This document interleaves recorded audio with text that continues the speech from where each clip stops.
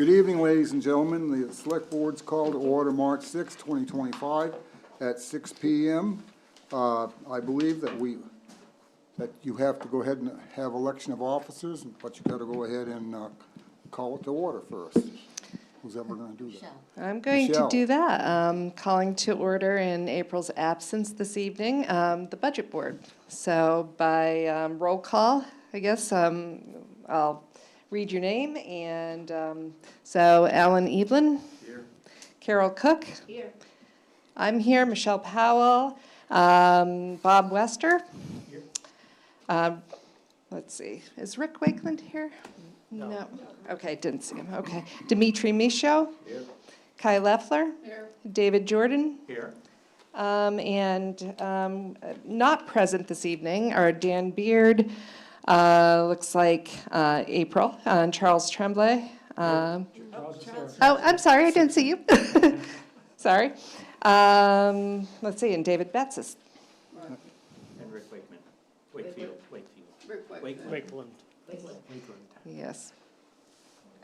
Election of officers?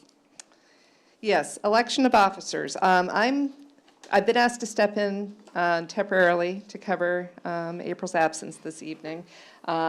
Certainly would be happy to take nominations for a chair. If anyone has anyone to offer this evening. You. Okay, so. You're doing such a great job. I don't know about that. Okay, do I hear a second? Second. Okay, all in favor? Aye. Thank you. Do I have a nomination for a vice chair?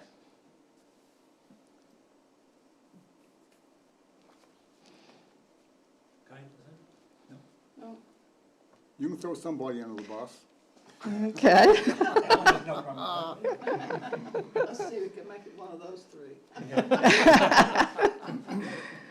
Okay, I'd like to nominate Alan Evelyn. I'm on 6 boards, okay? This wouldn't work. Thank you, though. Charles? Pass. Dimitri? Well, Pass. I guess we're all going to pass for the moment. You do Bob? And, Dave Jordan, you knew. I'll do it. All right, Dave. I figured. I second that nomination. Okay, all in favor? aye. Aye. And last but not least, secretary. Nominate Carol Cook. I second. All in favor? Aye. Okay. Thank you, Carol. Carol, you didn't vote for yourself. So I did want to say to mention that we are down a budget board member, and David James passed in November, so I'd like to have a moment of silence for David.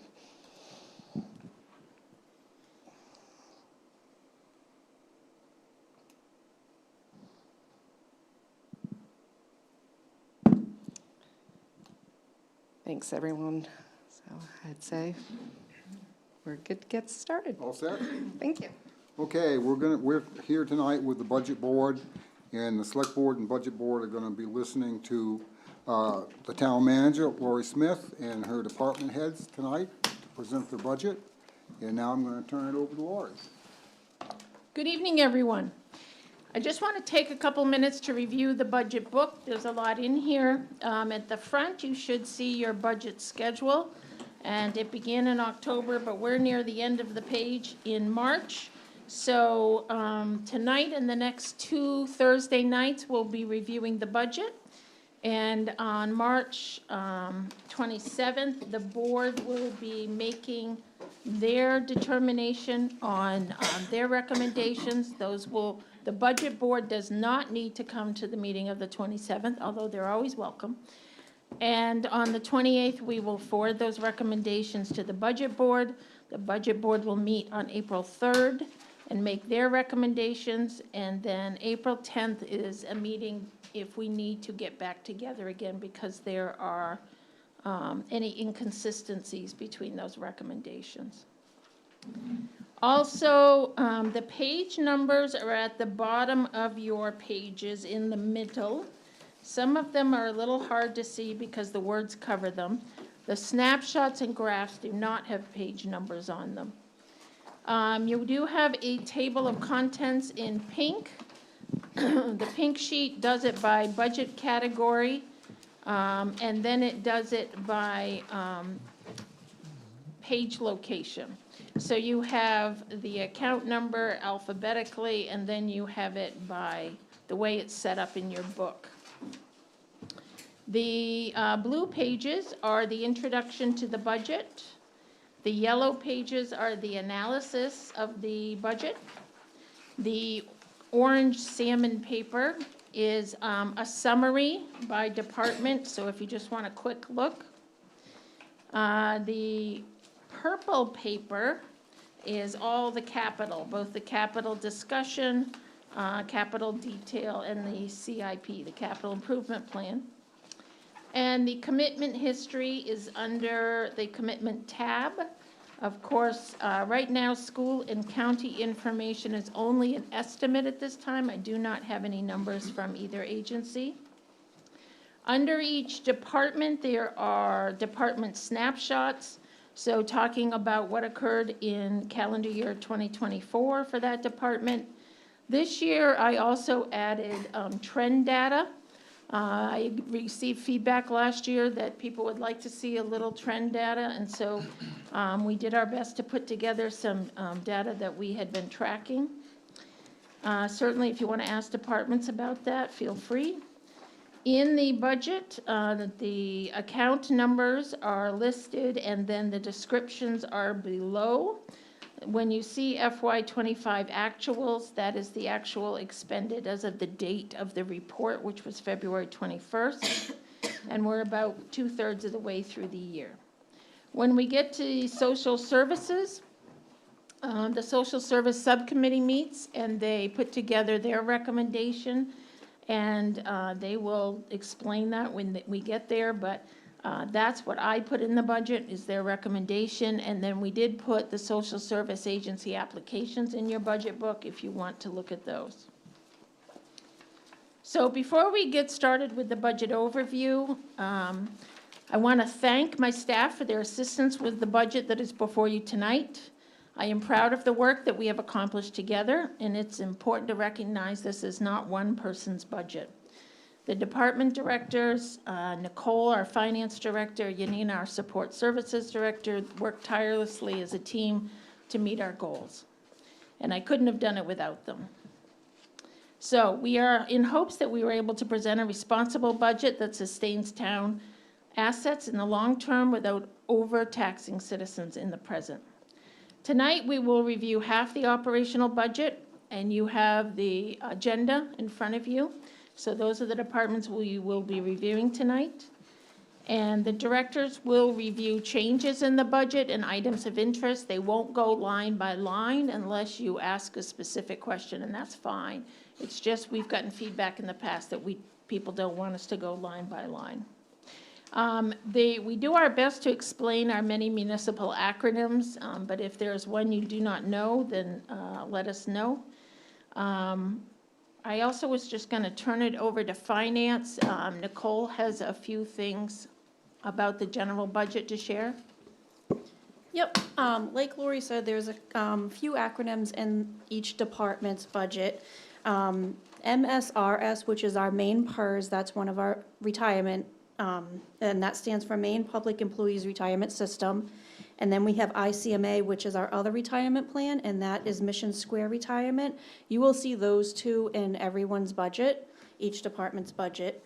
And then across all of the department budgets, we do have, increases like the salaries and benefit lines. That's based on staff changes and employee participation. Our electricity lines, you'll see increases through all the departments. That we based on calendar year usage, along with water and phone and internet. Those, like all the utilities, we base it on a calendar year. And those are based on our contracts. And then heating fuel, throughout all the departments, we budgeted $4.50 per gallon. Our propane was $2.50 per gallon. Gas was $3.25 and diesel was $4.50, and those are through all the departments as well. And then we do have a new account that you'll see in all the departments. It's called PFML, and it's a new state of Maine program that's called a Paid Family and Medical Leave Benefit Program, and that is the employee and employer have to start contributing. We started contributing January of 2025, and that's, it took over the main FMLA. So the benefits won't start until January of .26, and the premiums are 1% of the gross salary to be shared 50-50 between the employee and employer. So we budgeted 0.25% of the wages for fiscal year '26 in all of the departments. We did And- that in FY '25 because it was a half a year. And this year we did budgeted 0.5%. Yep. And then last year, we put it all under insurance, but this year we put it through all of the departments, so you'll also see that as well. Okay, so let's get started with the budget presentation.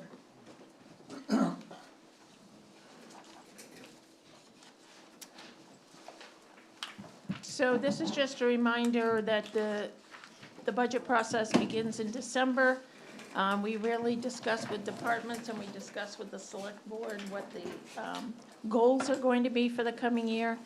And we're now in March, and it'll go through June when we authorize the budget. So as we've discussed in previous years, Kennebunkport's summer population triples in the summer months, so service demands can vary greatly by the season. This is shown again in the number of occupied housing units. We hover around 50% of our property owners being year-round and 50% as second or third homes. Our median age is 57, which is over 10 years higher than the state average of 45. And even at 45, that ranks Maine the oldest state in the nation, slightly above Florida. Our organizational chart shows we have a variety of services, including public safety, parks, planning, admin, public works, and uniquely for Kennebunkport, public health. We are pleased to offer a public health department with 1 full-time and 3 part-time nurses to care for our citizens. Reminder that we do not offer these municipal services alone. Our partners in service delivery include our 2 libraries, Graves and Cape Porpoise, our regional school unit, our emergency medical service CHEMS, the town of Kennebunk, who we employ a harbor master with, and behavioral health liaisons. And lastly, our regional planning office, Southern Maine Planning and Development, who offers support and guidance through our regional planning efforts. But we also employ a sustainability office that we share with Kennebunk, Wells, and Kittery.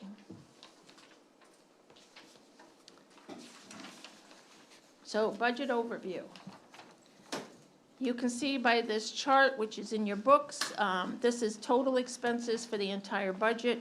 And with the estimates, you can see that about half of it is made up of county and education, and the rest is made up of municipal services. The majority of revenues to fund local government functions in the state of Maine are through the assessment of property taxes. Like other communities in Maine, 82% of our revenues come from property taxes. I just want to talk this year a little bit about fund transfers. So in the revenue sheets, and when we do the commitment sheet, you might see these fund transfers, and people might not be aware that we have other funds. So we call this the general fund. The general fund is the municipal operations. But we do have 3 enterprise funds. Well, we really have 5 as well. We have the government wharf fund, we have the Cape Porpoise Pier Fund, and those do not transfer money into the general fund. So they're not listed here. But we also have the wastewater fund, which is through user fees. We have the Dock Square Parking Lot Fund through user fees, and the Recreation Special Revenue Fund, and those are through user fees. All 3 of those funds will make a transfer into the general fund to cover expenses that we share or that are related to their programs. Pickavit Trust is a trust that we were endowed, and it was to cover equipment and cost needs of the police and public health department. We have that invested, and we can use the income from that, and so we will choose to use it for special equipment needs. And then the capital reserve fund is a fund that the selectmen make a decision every January whether to put funds into that based on how the town did the previous fiscal year. So we maintain a fund balance of 18%, and anything above that by our policy goes into the capital reserve fund, and then we pull from that to help fund some of these capital projects. Lori, do these funds have, obviously what is it, the pick of it fund? Pick of it? Has a balance, I'm sure, that's invested. The other ones, are they kind of a ready money Yep. that is in a Yep. checking account? Yep. Okay. Pick of it's the only one that's invested. So, non-property tax revenue. So you are seeing overall an increase of 618,000 or 12.4% of our non-property tax revenue increasing. If we go through them, the transfer of Dock Square revenues has increased by 39,000, and it includes a transfer to cover the cost of an additional police officer. So that 39,000 itself does not cover that cost. But last year, we were covering some capital costs for sidewalk repair in Dock Square. And so that was a one-time expense. So we have the police officer salary being covered by it this year. We have continued a $200,000 contribution from our general fund balance. Our capital reserve, we are looking to increase that by $200,000 for an $800,000 contribution. And the reason why I am recommending that is that we have had some very large resiliency projects come up, but we've been fortunate to find some grant monies to go after, and so it's a good time to do that. But the additional $200,000 would help offset that. We currently have a balance in our capital reserve account of $2.5 million, and so this $800,000 would leave us a balance of $1.7 million. The recreation special revenue transfer has increased by $15,000, and that's due to an increase in their program offerings and fees, and so it's helping offset that fixed cost in the recreation budget. And as I said, the Pick of It fund offsets capital requests for police and public health. So this year, we are using it to pay for the handicap ramp replacement in the public health office and purchase cameras for the police department. Lauren? Yeah. I don't know if this is the right place to ask the question, but have we built in anything, or who knows what to build in anyway, regarding federal funding, grants and stuff that might not be there? So we have not, because we really don't get federal funds at the municipal level, the school does. We currently have a federal grant for EDA, and we understand that they are processing those requests, but our program and our project did have to go through a review process. So we are hoping that will come through to completion for the Cape Porpoise Pier. And the other one is FEMA funds for reimbursement from January 24 storm. So we don't have much at risk town-wise. Okay, thanks.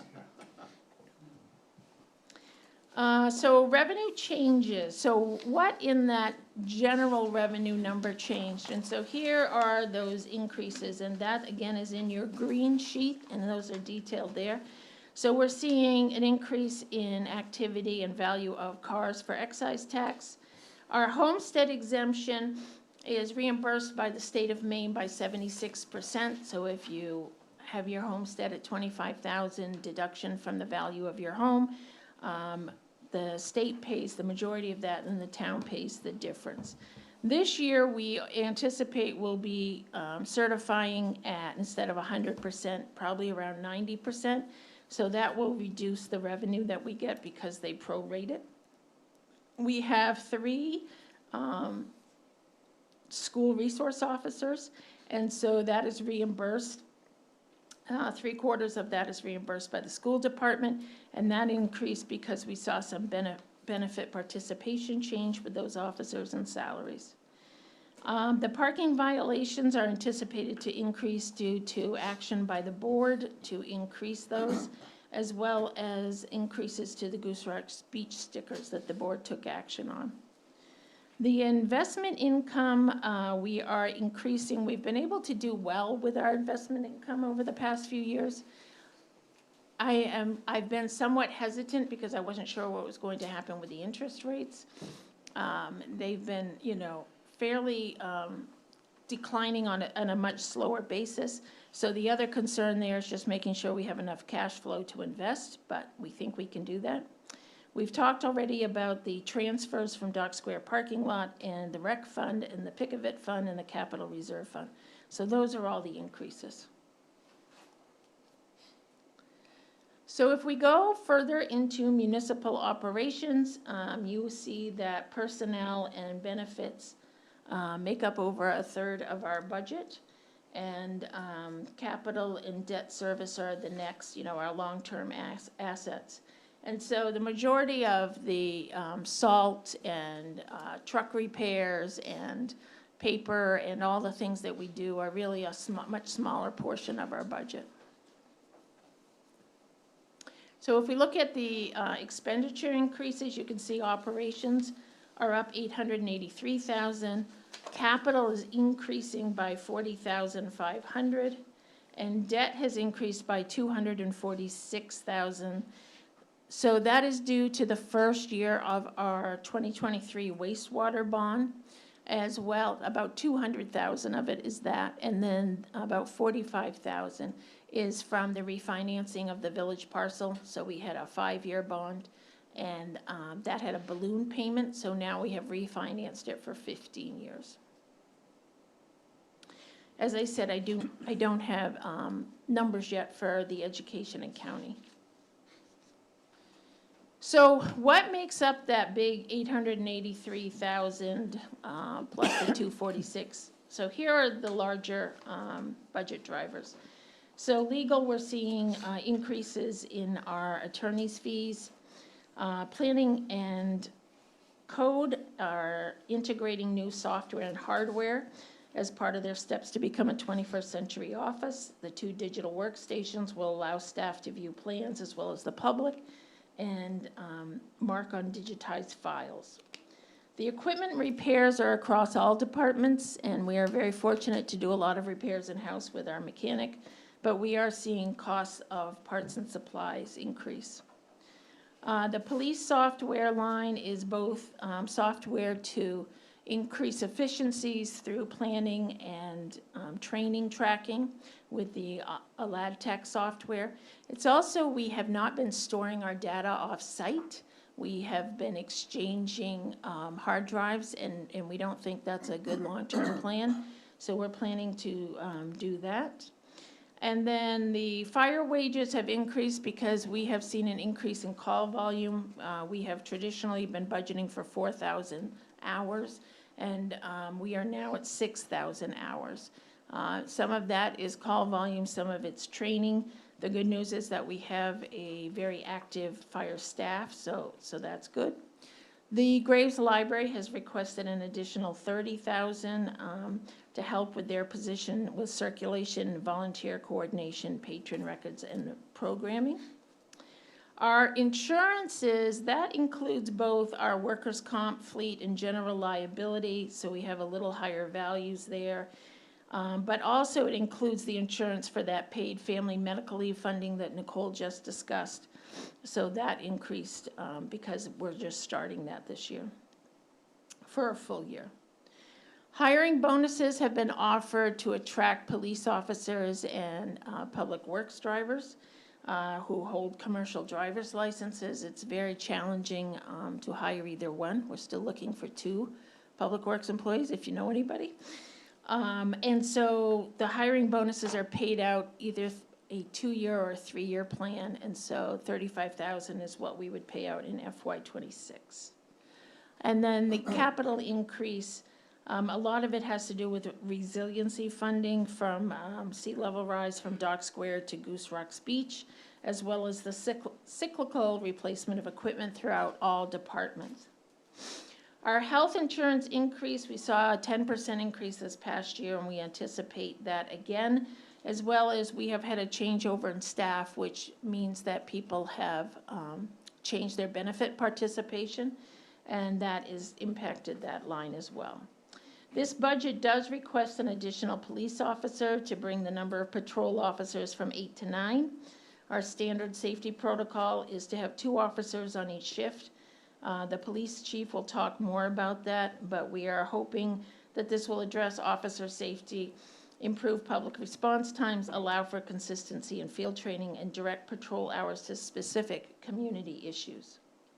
The waste and recycling system increases are due to a full year of the new automated waste. So last year, we had only budgeted for 10 months, and this year we're budgeting for all 12, as well as the fact that our disposal or tipping fee contract expires this June, and we are now in the midst of negotiating a new contract, and costs have increased greatly since our last contract, which was negotiated, which was 15 years ago.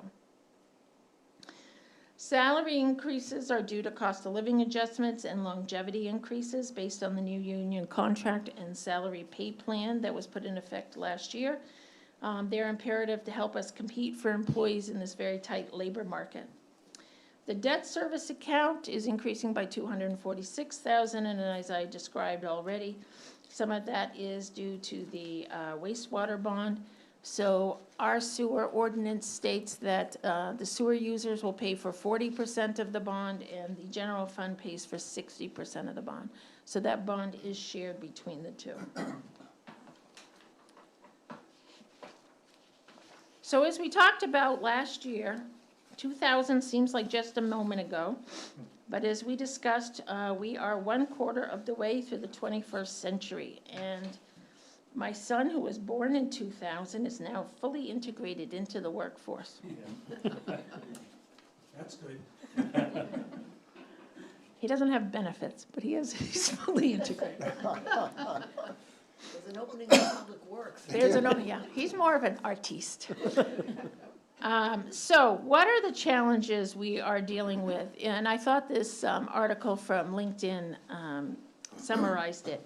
They are grappling with a host of challenges that threaten their ability to provide essential services, ensure public safety, and maintain the quality of life for their residents. From aging infrastructure to the growing threat of climate change, the stakes have never been higher. So according to LinkedIn, the 5 biggest challenges are aging infrastructure, and we're certainly seeing that both in our roadways as well as buildings and our wastewater. Rising maintenance costs, and we've talked a little bit about that already. Climate change and natural disasters, shrinking resources, and the need for resilient development. So planning for a sustainable future. So our FY26 budget does its best to address these issues.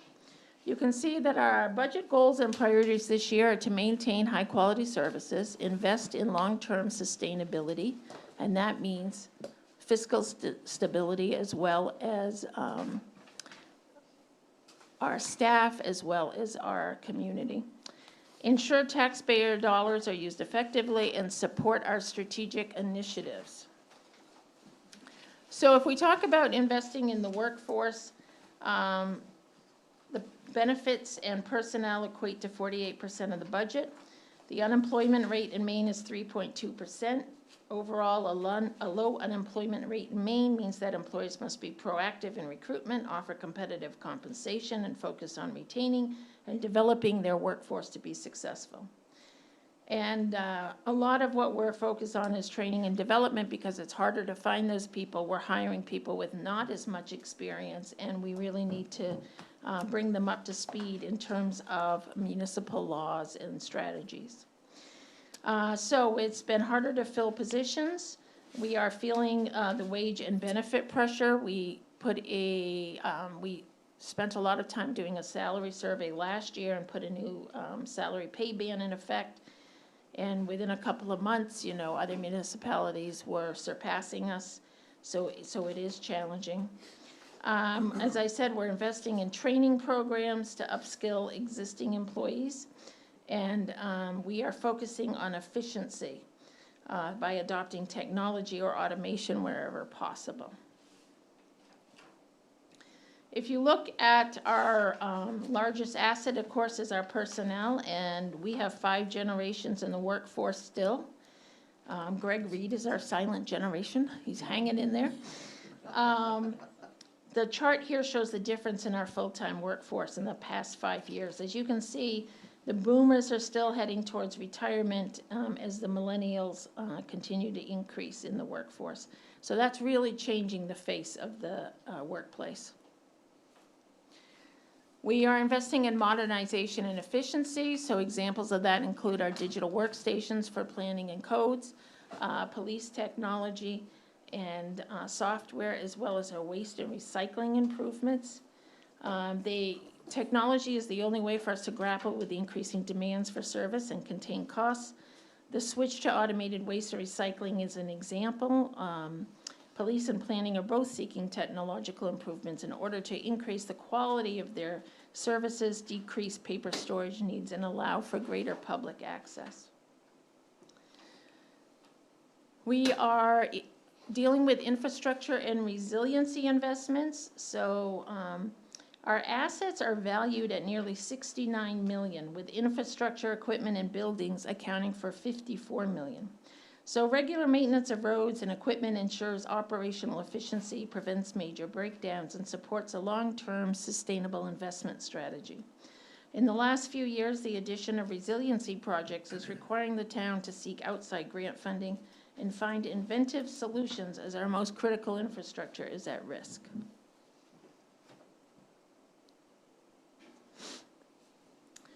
One of our goals is certainly fiscal responsibility. You can see here the growth of our non-property revenue and our debt payment schedule. Fiscal responsibility is managing all revenue sources, evaluating debt as part of our long-term capital investment strategy, and continuing to take the long view. Municipal budgets are not for 1 year, but as part of the foundation of the past work and future needs. You know, I often say to people, towns are here a long time. Solving a tax rate concern in 1 year kicks the can down the road to the following year. Each year when I develop the budget, that weighs on me. How will this budget build on the work previously accomplished? How will this budget impact the next fiscal year? Are we using the available resources wisely? Are we meeting the needs and concerns of the community? I believe the FY26 budget is a plan to meet these goals. Unfortunately, the town has not always had a strong fiscal and capital plan. Some decisions in the past were based upon a short-term view, and can we get the cheapest deal this year? That left our infrastructure and roads and sewer in a precarious position at times. It has left us trying to catch up over the past 10 years. Our foundation is strong now, but the temptation is always there to put off the investment. Just this year, responsible budgeting requires us to balance the needs of today and tomorrow. So, in summary, the FY26 budget is building a sustainable future for Kennebunkport. We're investing in workforce, infrastructure, and modernization. We are doing our best to maintain a fiscal responsibility while adapting to challenges, and we're committed to keeping services strong. So let's talk just a little bit about the capital. As we said, it's up $40,500.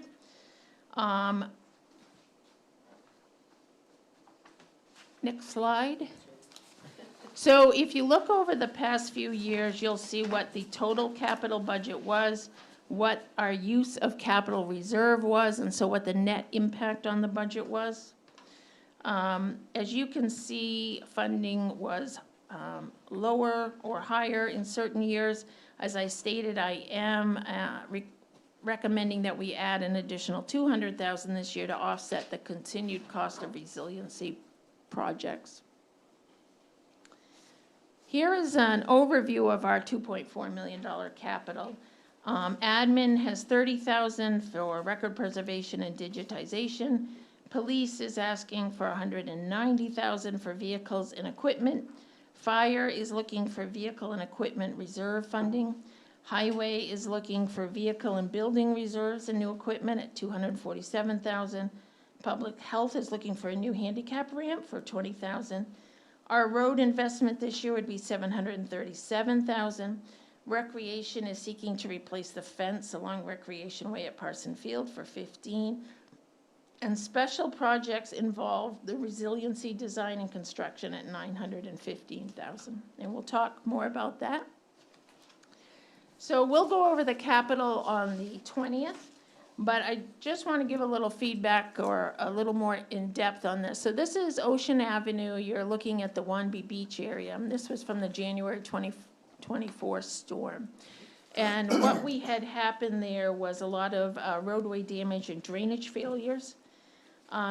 Using resiliency funds from the fiscal year 25 budget, the town hired Wood and Kern to complete a preliminary design report.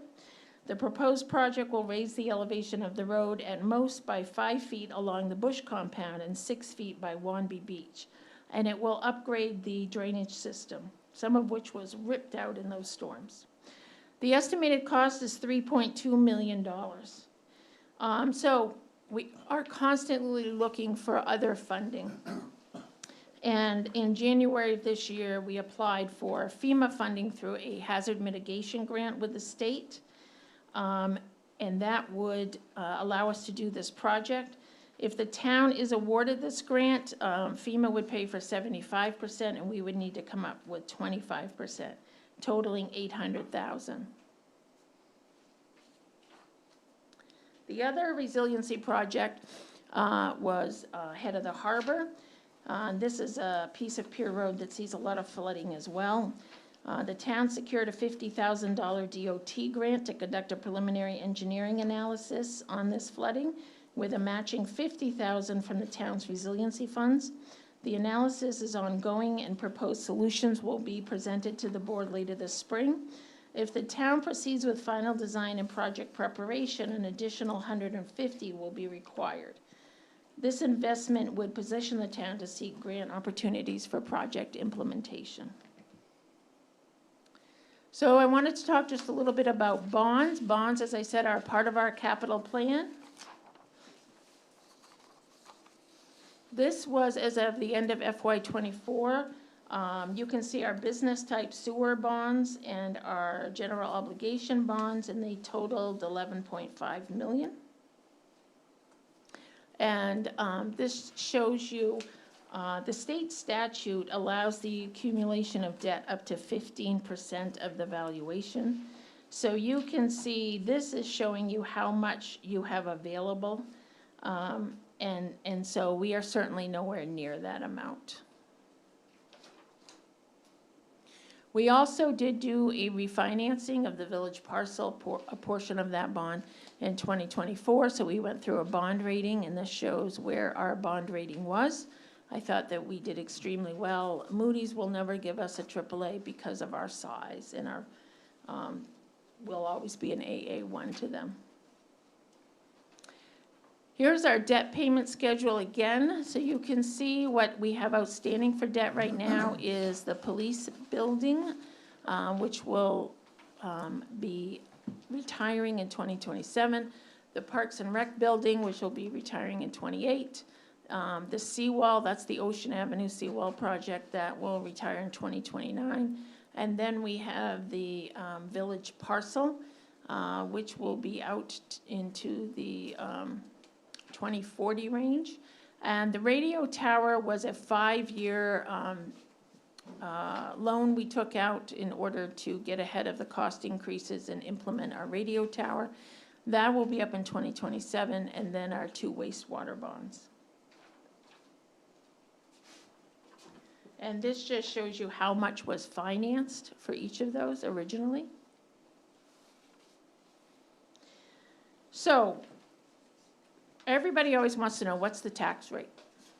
So there always seems to be a lot of confusion about the tax rate, so I just want to go over that.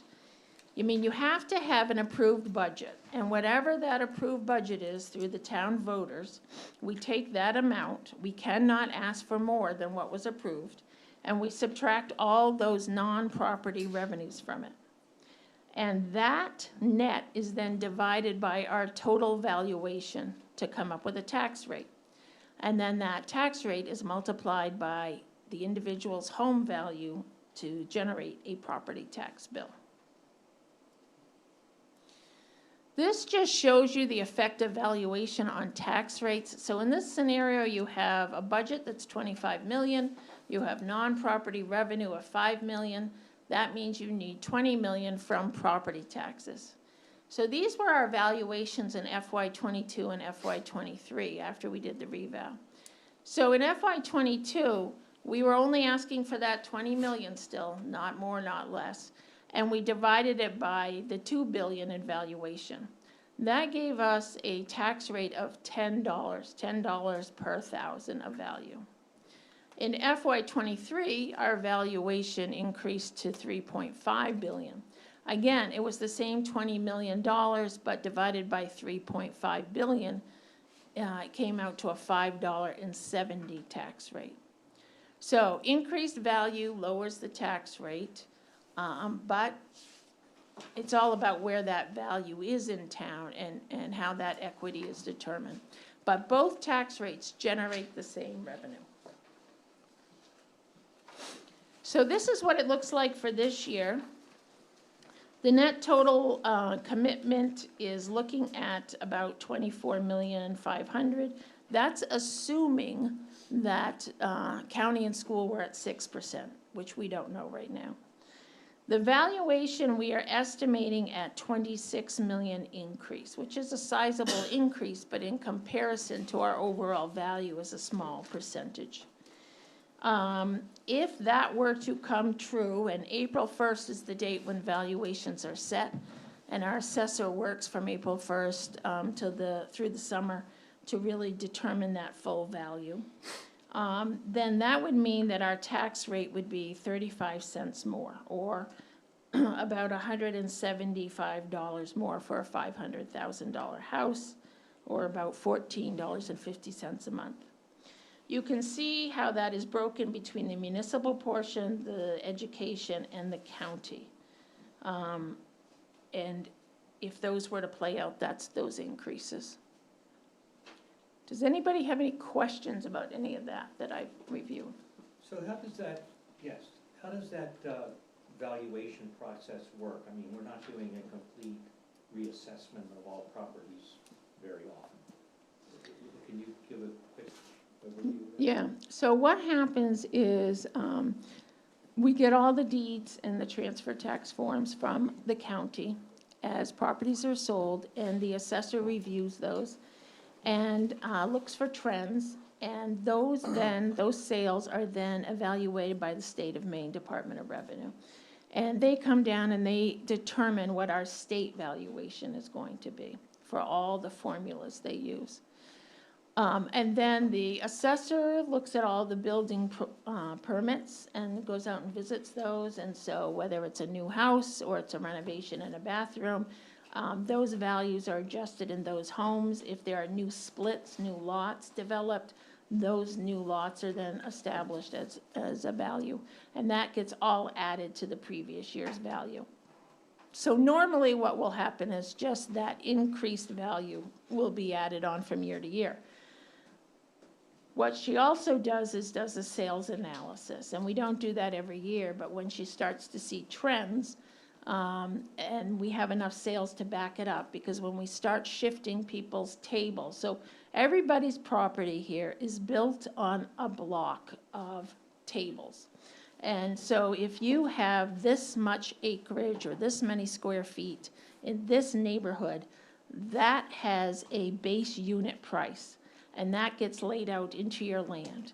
Then we might lay a factor on it, like if you have wasteland or other negative factors to bring that down. And the house is the same. If you have a cape, if you have a colonial, if you have a ranch, all of those have cost tables associated with them. And the square footage, the number of fixtures, those are all tables that are built out, and it creates a price. We also have our grades within that. So if it's a grade A, a grade B, a grade C, standard grades add to that. So when we make adjustments, we have to go back to those tables. So if we were to increase waterfront, let's say by 5%, and say the waterfront tables are off, then we have to make sure we understand how that's going to impact everybody. and then analyze how that reflects in the sales we're seeing. Thank you. It's complicated. I could learn a lot more about that, It's complicated. but I won't take the time tonight.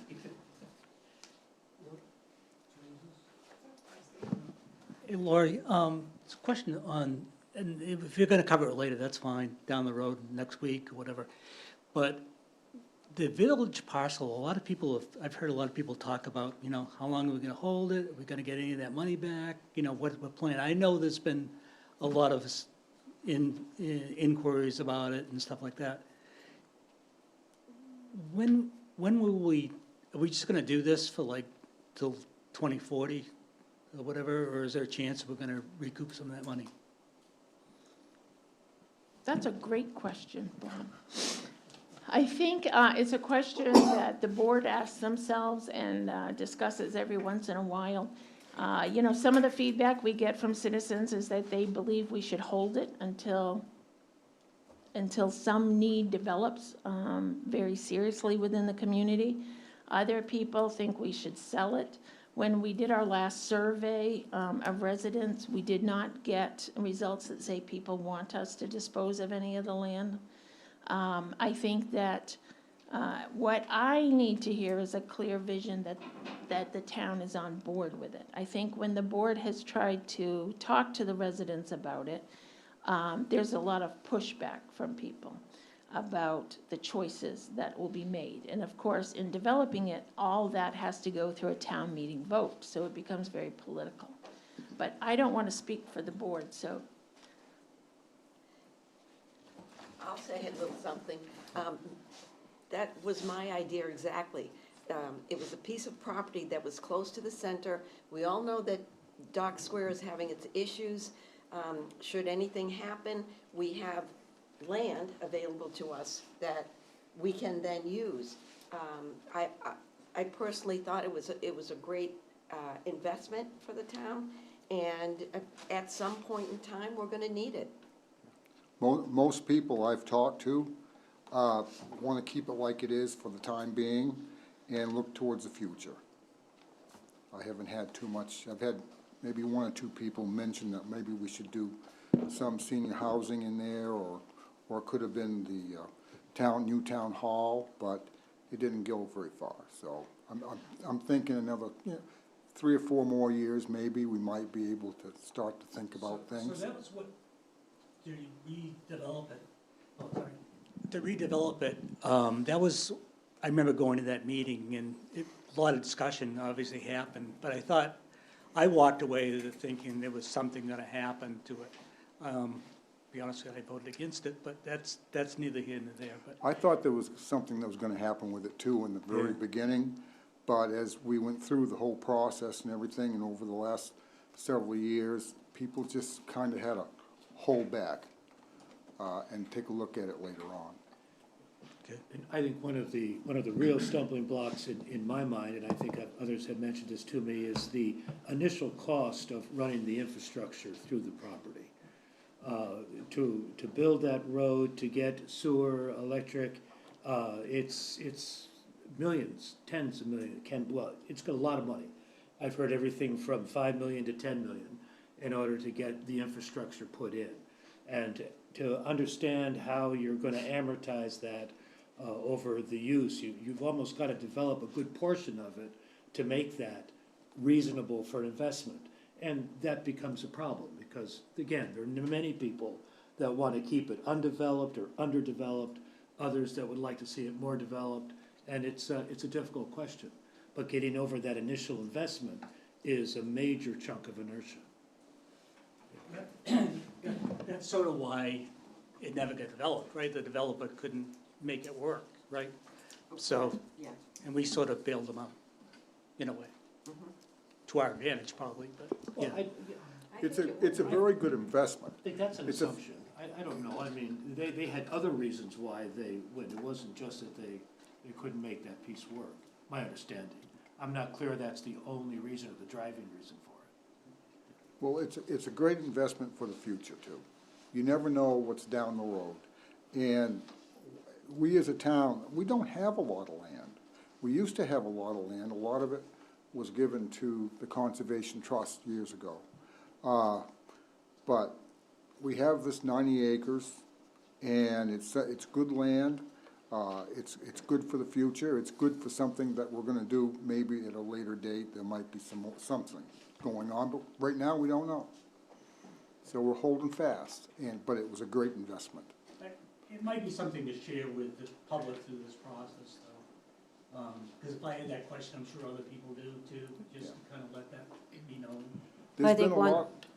Go ahead. One thing that came up, so a lot of times we get wrapped around the axle about, climate versus just normal wear and tear. And I think what we saw from the last storm is, how, to Sheila's point, how susceptible our downtown is. And it's not so much, it was the water submersion, but it's just the normal tide in and out, the storms in and out, our whole coast, when we looked at our roads and them all buckling up. So, there might be a point where we get such a big storm someday, just from the rocks moving and everything, that it's not gonna sustain anymore.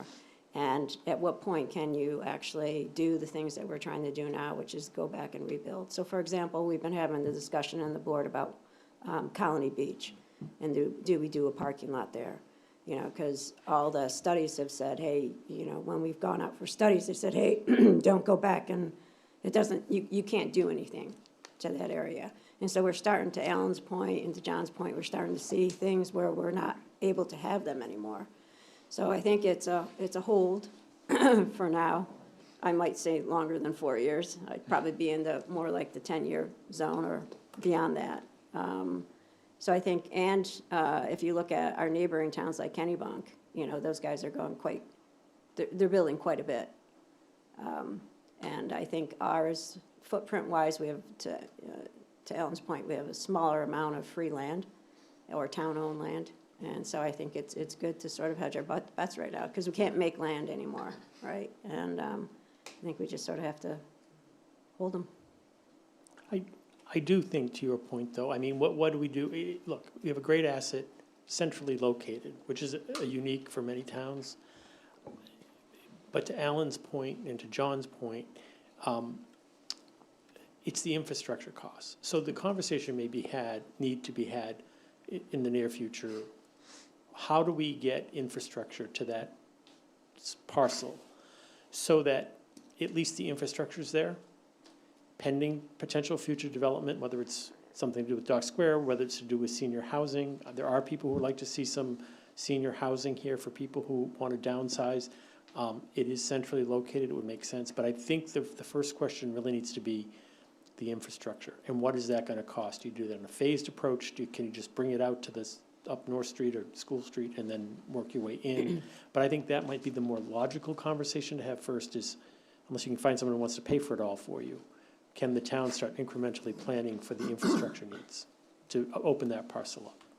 We did have some work done just back of the envelope with a firm, and the amount of units that would have to be put in there to overcome this infrastructure cost is quite a lot. So I don't know if anybody ever would actually want, that model of recouping the cost. That would be that's a tough, that would be a very different thing in this town. So I think, there's no easy. All It's right, a I'm good gonna- question. I'm and there's gonna a get lot of us back answers. on budget. Sorry. Can I ask what I hope is a much simpler question? It's a good one. In the end of your summary, you talk about a transfer to the capital reserve fund, thanks to hard work of department directors to reduce expenditures. That doesn't appear in this budget, does it? That was No, last year. it's in the capital reserve fund is a separate fund, but we are taking 800,000 from it to put into Okay. the And general so fund. last year, you took money out, but you were able to send some back. Yep, How much was that, by the way? we put in, didn't we? 1.7? You just did 1.7, didn't you? Yeah, I thought it was around 1.7. Yep. The other, couple weeks ago. Yeah, right, okay. But that's not relevant to this year's budget, except that it gives us more of a capital reserve. It's how well we do Yeah. this year, Yeah. we can Yeah. put in. Thank you. Okay, so we're gonna begin with the administration budget, and if you go to page 65, it's right under your general government tab.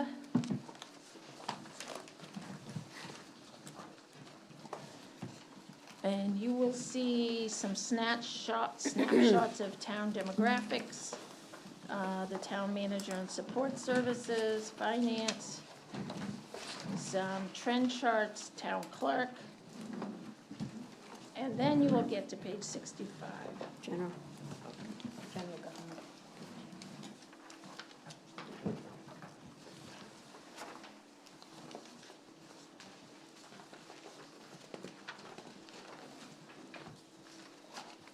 I don't see the page number.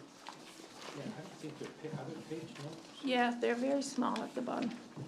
Not every page has it. The snapshots. Oh, there they are, to the bottom, right. Demographics To the left, to the bottom left.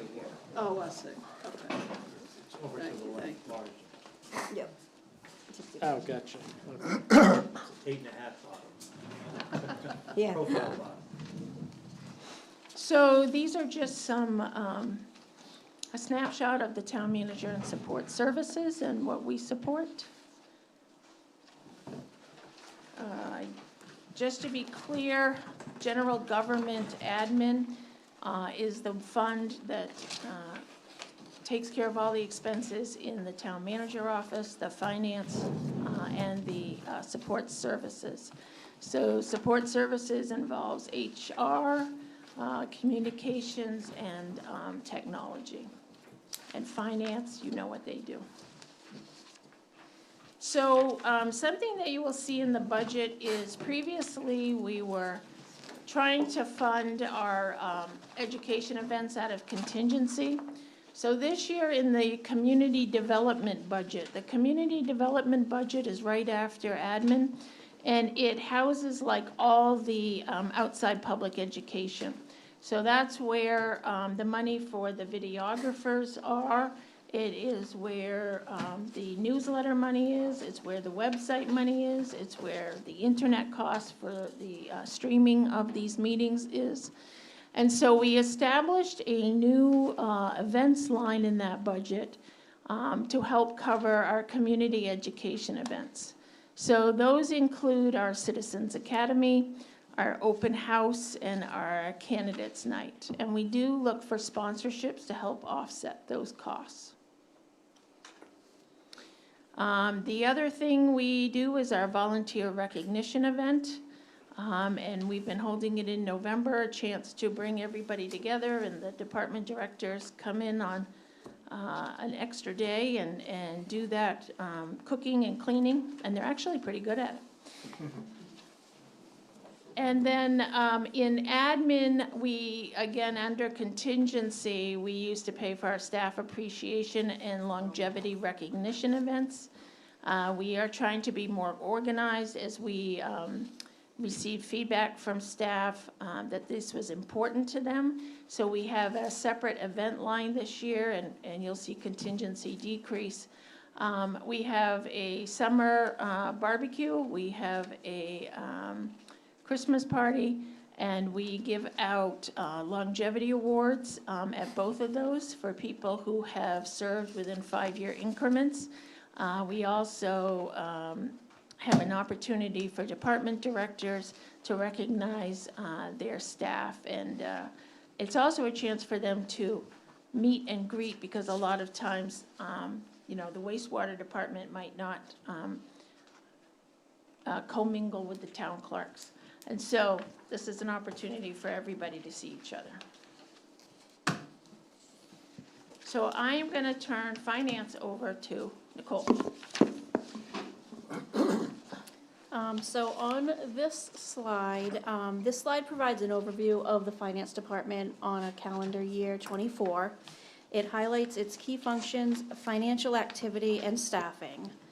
So this slide also emphasizes the efficiency and the scope of the finance department, showcasing its ability to manage millions in funds and process high volumes of transactions.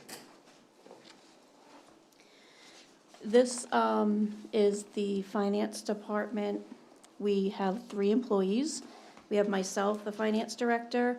I have one part-time employee, who is the AP clerk, and then we have a payroll clerk.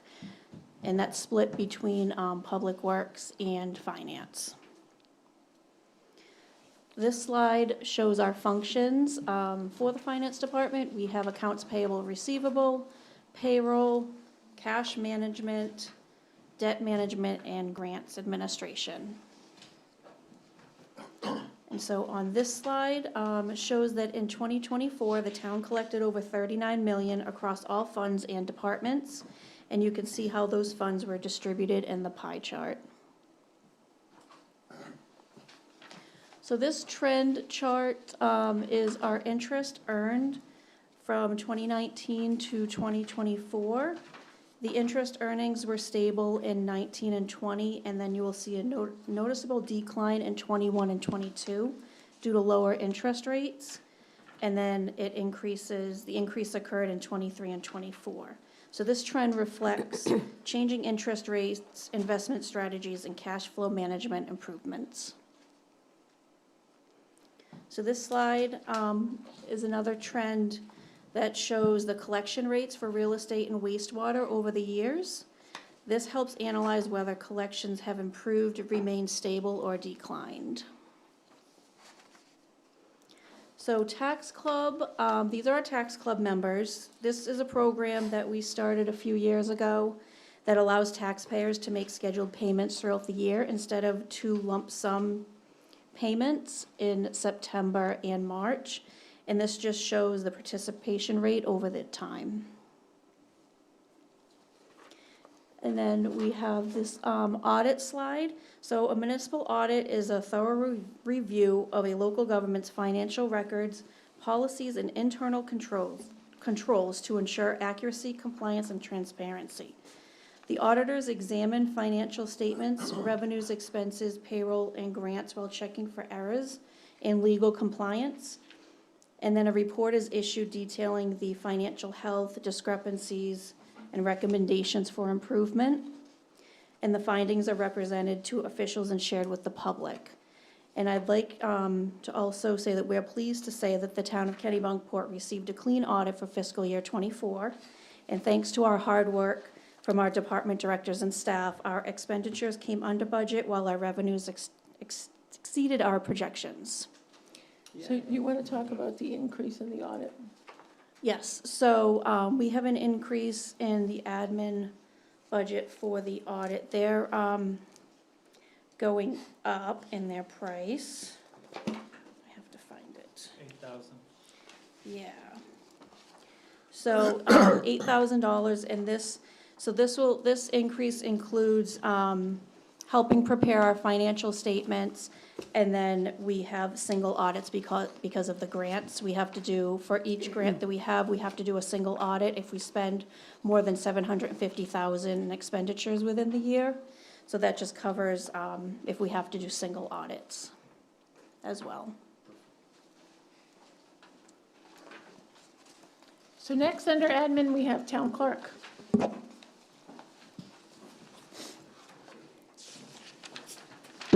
Hi, everyone. So the town clerk's budget this year is focused on staff training, which is essential for the work that we do. The story that we would like to share with you is one of steady growth and resilience. As our community grows, so do our duties and responsibilities. You will see on the following slides that much of the work we do represents state agencies. Since just the last week of October, we've been mandated to use a new dog licensing program, as well as a new liquor licensing portal, and we also are expected to promote the new chickadee license plate program that is coming out in May. So the last week of October, as we're trying to finish absentee voting for the presidential election, we got 3 hits all at once. So it just, they just keep giving us mandates, and we just have to roll with the punches. So that's where our training is very essential. So on this first slide, you'll see that we're a very busy office with a multitude of functions. We collect sewer and tax payments, dog licenses, shellfish licenses, hunting and fishing, marriage licenses, liquor and special amusement, vitulers, special event applications, vital records, Goose Rocks Beach parking stickers, Dock Square chaser tickets, notary services, registration of vehicles, snowmobiles, ATVs, and boats. And then we also answer thousands of general questions each year over the phone and from people walking into the office. And so on this slide shows our staff. There are 3 of us. There's myself, the town clerk, and deputy tax collector. And then I have Ann and Brian, who are assistant clerks and assistant tax collectors. And they are coming up on their 1-year anniversary, and they have done fabulous. They came to us with no municipal experience, but they did come with excellent customer service skills and an impeccable work ethic. And they really enjoyed the variety of tasks that they get each day. No day is ever the same, and they really like that variety. So I can't tell you how happy I am with the work that they're doing. And I've had a lot of compliments from the residents as well about how nice they are and how helpful. So that always makes me feel good too. I can vouch for that this past week, so Good. appreciate their. So on this slide, you can see that we currently have 3,581 registered voters. The breakdown for that would be 1,427 Democrats, 994 Republicans, 1,043 unenrolled voters, 82 Green Party, 9 Libertarians, and 26 no labels. In 2020, we bypassed our 3,000 mark with registered voters for the first time, and that's most likely the result of COVID because we had so many people moving here from out of state, which really bumped up our numbers. But since 2020, we've continued to grow, as you can see, and we have 372 more voters now than we did in 2020. We have a minimum of 2 local and state elections each year, and we strive to keep our voters up to date with important deadlines such as nomination papers, absentee voting, and voter registration drives. We also do a drive at the high school, usually in the fall before the big fall elections. And it's imperative that we stay up to date on state laws in order to administer our elections effectively. The Secretary of State and the Maine Town and City Clerks Association offer annual trainings, and state law does require attendance by 1 staff member every other year. And this fall, the Secretary of State will be rolling out a new voter reg program, so another state-mandated new program. So we'll have to be training for that this summer to get ready for that to roll out in the fall. And so on the next slide, you'll see that one of the most important roles of town clerk in any community is the custody of the town records, both past and present. Our office is responsible for vital records as well as all of the historical data of the town. And on this slide, you'll see a trend in our vital records. Vital records for birth, deaths, and marriages are both uncontrollable and unpredictable. As you can see, the births and deaths remained pretty unremarkable, and they have just stayed consistent.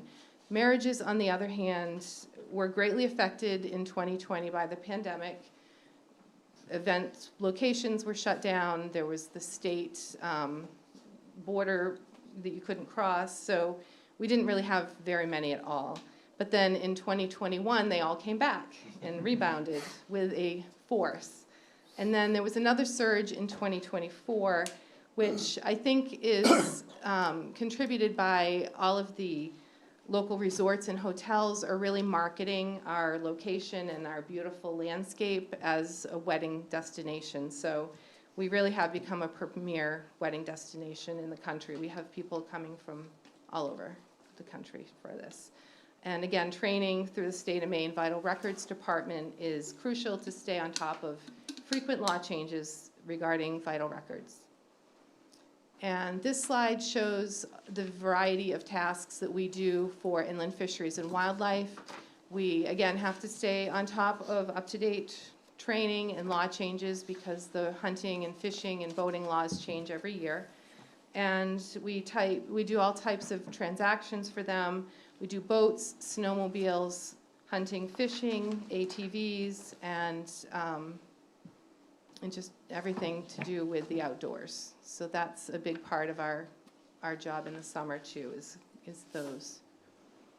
And I'm sure you can see a theme here. Every type of transaction we do has specialized training, most likely required by the state, because again, we're covering all of these state agencies, which includes Bureau of Motor Vehicles. So each year we see an increase in the number of vehicle registrations as our town continues to grow. And like most of our work, the major increase in transactions happens between May and October, when the seasonal folks arrive. We do lots of summer vehicles as well as mopeds and things like that in the summer. And again, training is required through BMV every 2 years for the agents. So we try to alternate and send one of us every year. And then on this slide, you can see from 2015 to 19, the numbers remained pretty consistent and stable with little fluctuation. However, 2020 marked a sharp dip, again, due to the pandemic. Executive orders by the governor affected vehicle registration requirements and deadlines. And another factor was the border shutdowns between states, so we did not have the usual summer influx that year. And then following this dip, the trend recovers again in 21 and continues an upward trajectory through 2024, even surpassing pre-2020 levels. So again, this aligns with the increase in voter registrations due to new residents to town. And again, our story is a story of resilience. After a challenging disruption, the system rebounded and grew stronger, and our community continues to grow and grow stronger as we go. And this is our staff at the Christmas party. So there's Brian and Ann, just happy little workers. And so, you know, we just really appreciate the support that we get from the select board and the budget board. And it's so nice when you all come in and you're so nice, and they really enjoy meeting everyone and talking to everyone. So thank you for all of your support. So Tracy, one of the things that people might see in the budget line items is a decrease in some of your town clerk and election. Yes, so we did decrease this year because we don't have the presidential. I had to bump it up last year to accommodate the presidential and the primaries. They had 2 primaries last year. So this year we were able to decrease that. So the majority of our budget is training for all of these state agencies. So the elections line was able to go down quite a bit. Does anyone have any questions? Great presentation. Oh, thanks. I'm not done, though. Oh. I'm still here. So we're gonna do capital administration tonight, because we normally would do that on the 20th, but Tracy's planning on a little sunshine on the 20th of March. I won't be here. So, capital is on page 175. It's a simple page that just says these 2 things, so you don't need to turn to it. You can if you want. So this is a picture of some books that we use to send off to our archiving company. So last year, Kennebunkport celebrated the 370th anniversary of its existence as a corporate body under legislative control. Originally, it was known as Cape Porpoise, and then the name was later changed to Arundel, and then finally, in 1820, we became Kennebunkport when Maine became a state. It's the 2nd oldest town in the state of Maine, so little history lesson there. We have an extraordinary history, and we are fortunate to have documents in our vault dating back to 1678. Wow. My predecessor, April Dufault, was a champion of records preservation and worked hard to set up a restoration plan that I'm still following to this day. So the books that are currently on the schedule to be preserved are from the mid to late 1980s, and they contain town meeting information, ordinance revisions, and budget allocations. And while the 1980s doesn't sound that far back, it really is, actually, when you start counting the years. So I loved the 80s. me too. I would go back if I could. I like the 60s. But 45 years can do a lot of damage to paper, and if it's not properly preserved. You don't remember now, no. So, once we're done with the town record books, we have the valuation books that to go back from 1944 to the present. So when we send these books off to be preserved, the trained staff take each sheet that is a surface cleaned, and then it's de-acidified and mended in a lab setting. So they are professional, this is what they do, that's all they do is preserve records. All adhesives and non-archival materials are removed. Sheets are then encapsulated in archival polyester and placed in custom binders. This process ensures that our precious town records will be preserved for hundreds of years. And I encourage any of you who would like to see, I have some of the old ones before the binders, before they were preserved, and then the new books. So stop by and I'll show you from the vault what They're they being digitized as well, I'm sure. Yes. No, they aren't being digitized. No. No, because we have to keep the paper copies, and it's just so expensive to digitize them that right now we're just focusing on preserving what we have, and then we'll go forward with that later, hopefully. Tracy, that you're working on the 80s, does that mean everything from 1600s to 80s has been done? Yes. So what is the oldest town in the state of Maine? Yeah, that was my question. Oh, I don't remember now what it was. Kittery? Oh, yeah, Our that's, written book, so I think that's. We can buy yeah, it. that sounds right. Kittery's really in New Hampshire, so I think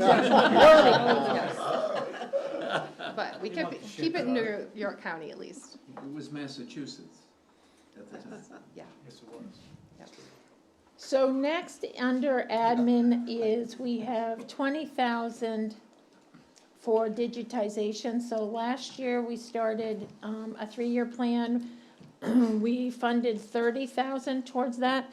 And Galen will talk a little bit later about that. It's been very successful. But now we would like to finish up our other records, and then we really have to start with our plans and maps. So we want to continue that project this year.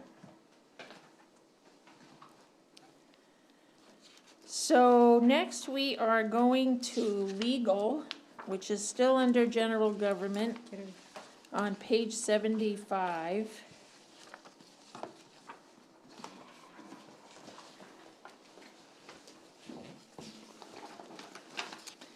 So the legal fees have increased by 10,000 this year. And the 10,000 that we put in there is really under administration and general services. There has been an increase in our hourly rate, our billable rate, from 235 to 250. I would say that you can see so far this year, we've already spent 55,000. We are finding that people are somewhat litigious, and even if we don't start something, we are pulled in sometimes. And so you can see that we have a wide variety of legal needs, and we are fortunate with Drum and Woodson to have attorneys with different expertise levels to advise the board and our staff.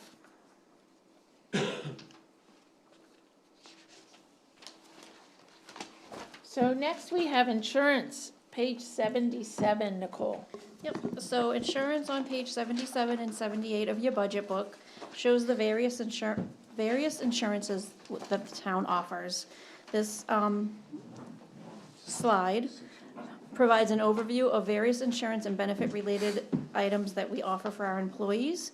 We have the retirement health savings plan, health reimbursement, unemployment, fleet, and the paid medical family leave that I talked about earlier today. Does anyone have any questions on insurance?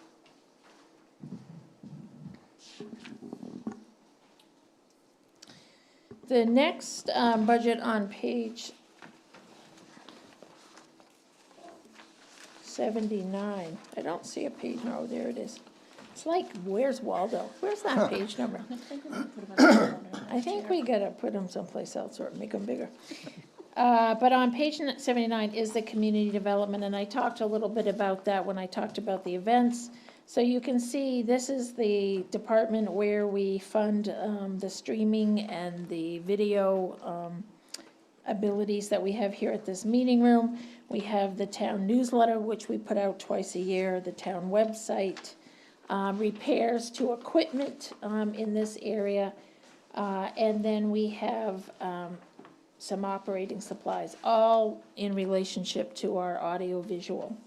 And then we have a new account this year, the events. We have a request for $2,250 for the volunteer recognition event, the candidates night, and our community open house.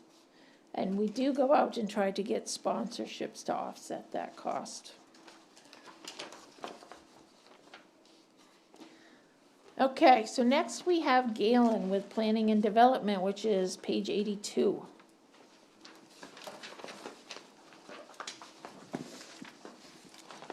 All right. Good evening, Budget Board, and good evening, Select Board. Thank you so much for the opportunity to be in front of you today to give an overview of our department. And also thank you for being part of this process. It is a long process, but it's a worthwhile endeavor, and we truly appreciate as department staff all the work that you do in this process.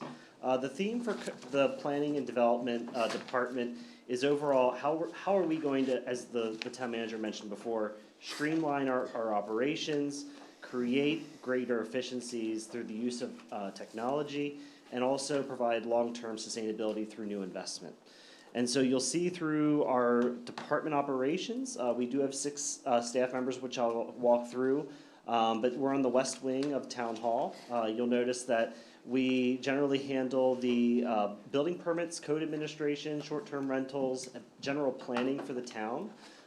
Through our department, and then we also have assessing in the west wing side of the town hall. So next slide, we'll show a breakdown of the department. Something that's worth mentioning here is there are 4 generations represented in a close, tight-knit group. It's a great team. We all work together, we all pitch in to help where needed. There's an interesting fact, and it's related to the budget as it relates to travel and training. 50% of the department is new. It's 2 years or less of municipal service to the town of Kennebunkport. And because of climate change and the climate resiliency efforts for the town, we noticed that there is going to be an increase in training associated with the new hires for the town in wetland education, floodplain education, assessing, and just general planning, climate planning efforts. Next slide explains, we are the general support staff as a department for multiple committees in town, growth planning, planning board, zoning board of appeals, and climate action planning, the task force. So we handle a lot of the bi-monthly meetings that take place for the town. And we offer support staff in various ways, and we'll go in a little bit detail of what that looks like. Short-term rentals, we handle the licensing requirements of that, and again, we've seen that as a unique tool for the town of Kennebunkport to preserve our housing stock for people to actually live and work in Kennebunkport. And we also help with ordinance development, water quality, so any kind of septic tanks designs that need approval, that goes through the code enforcement office.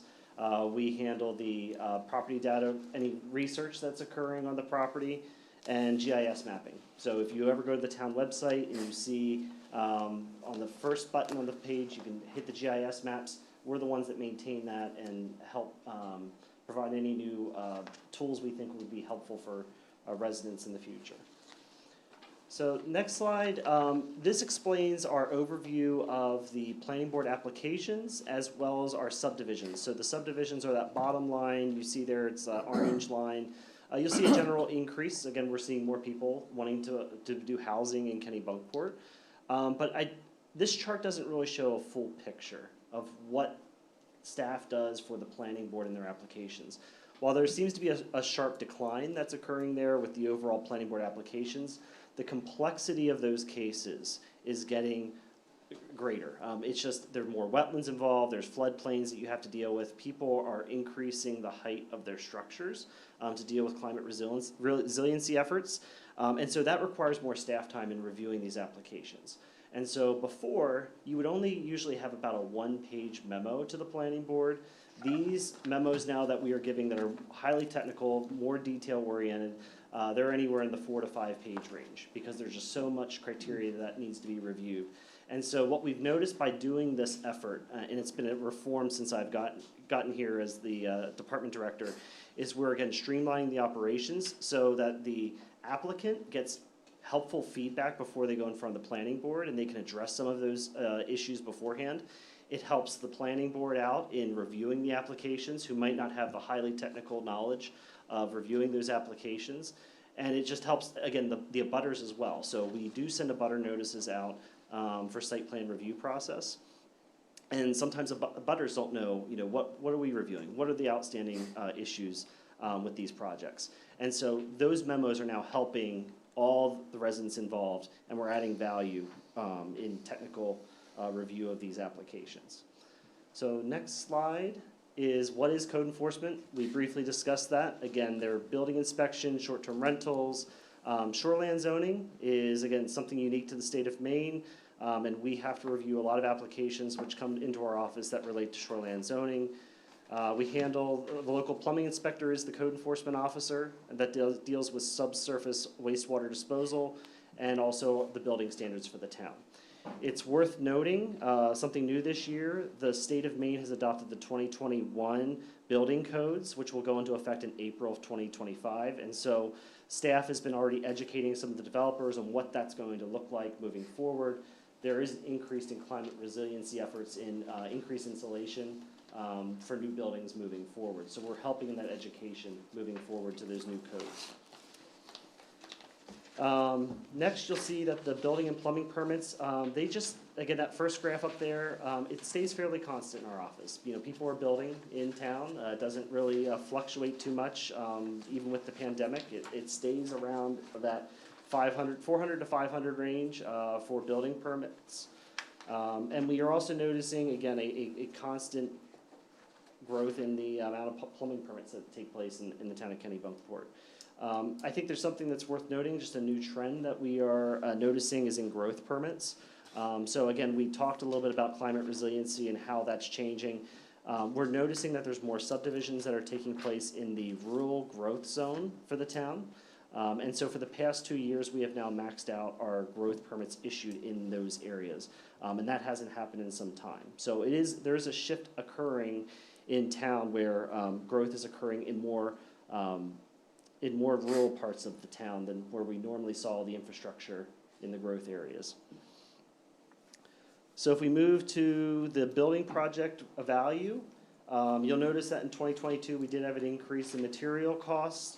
That was just from the pandemic, but things have petered off since then. Went down to $57.6 million in 2023, and in 2024 we were at $52 million. Something that staff noticed is that this decrease, we wonder if it's a little bit with the increase that we did in the building fees last year. And so what staff did is we did go out and buy the 2025 National Building Cost Manual. And so this manual is used to really evaluate project estimates that come in here to make sure that they're paying the fair amount. So we will keep updated. So hopefully your revenues will be consistent moving forward to 2026. Next slide is where the department is headed. And so as a department, we are, again, in the capital improvement plan, you're going to notice that we have money set aside for online permitting system. We think this is the next step that we need to increase efficiency as a department and go into the 21st century digital age. We've already instituted online scheduling, so all of our scheduling is done 100% online. We add a QR code to the building permits when they're issued, and the developer simply scans that and they can schedule the time that is convenient for them.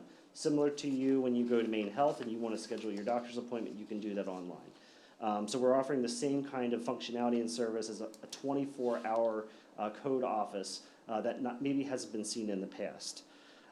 Something that's worth noting about that, just doing that one function of online scheduling, and this is where technology is important as we try to be nimble with how much personal capital that we have. By taking out that one function of inspections and stopping all the phone calls coming in to just rescheduling and calling back with email exchanges to make inspections happen, our administrative assistant was able then to take that time and go through all the property files to put them in chronological order to be digitized. And so we just got the first shipment back of the digital records, And I can report to you that in 5.5 cabinets that we have, filing cabinets in the town, there was 93,238 small pages, so 8.5 by 11, and then 1,647. So for a grand total of 94,885 pages that were scanned. And so those records are going to be, now that they're digital, they are now available, and we're, as part of our budget, we're going to have a large monitor that people can view those documents right in town hall, available to them. That's amazing. Do we have to keep the paper? Pardon? We do, but state law requires us to keep the paper as long as the building is still in existence. If it's a building that has been demoed of whatever, we can get rid of those paper documents. It's something I'm trying to push through the legislature. I do think that towns, the cost of storage of all these documents, it's onerous. And if we digitize them, especially if they're not of historical value, can these be taken to a central area to be stored by the state versus locally? Because a lot of towns, they only have a small little building and you only have so much space to work with. But right now, legally, we have to keep the documents. But at least they're easier to find. You can term search with QR. OCR, thank you. OCR recognition, so that means you just type in a term, you're looking for, a certain property, and it should find you whatever document you're looking for. And so we have 12 other filing cabinets to send out. And again, the administrative assistant has been working on that, and her deadline is end of April, and so she's hoping to get all that done, the rest of those files in chronological order, so when people look at them, it's from newest to oldest for the documents. And is the deadline because their name is April? It's in April, yep. So that's, again, good news, and it's a good story for the town, and we appreciate the support in helping us to digitize our records in that way. So moving forward, again, we're trying to now get rid of paper. It's costing us a lot to handle this.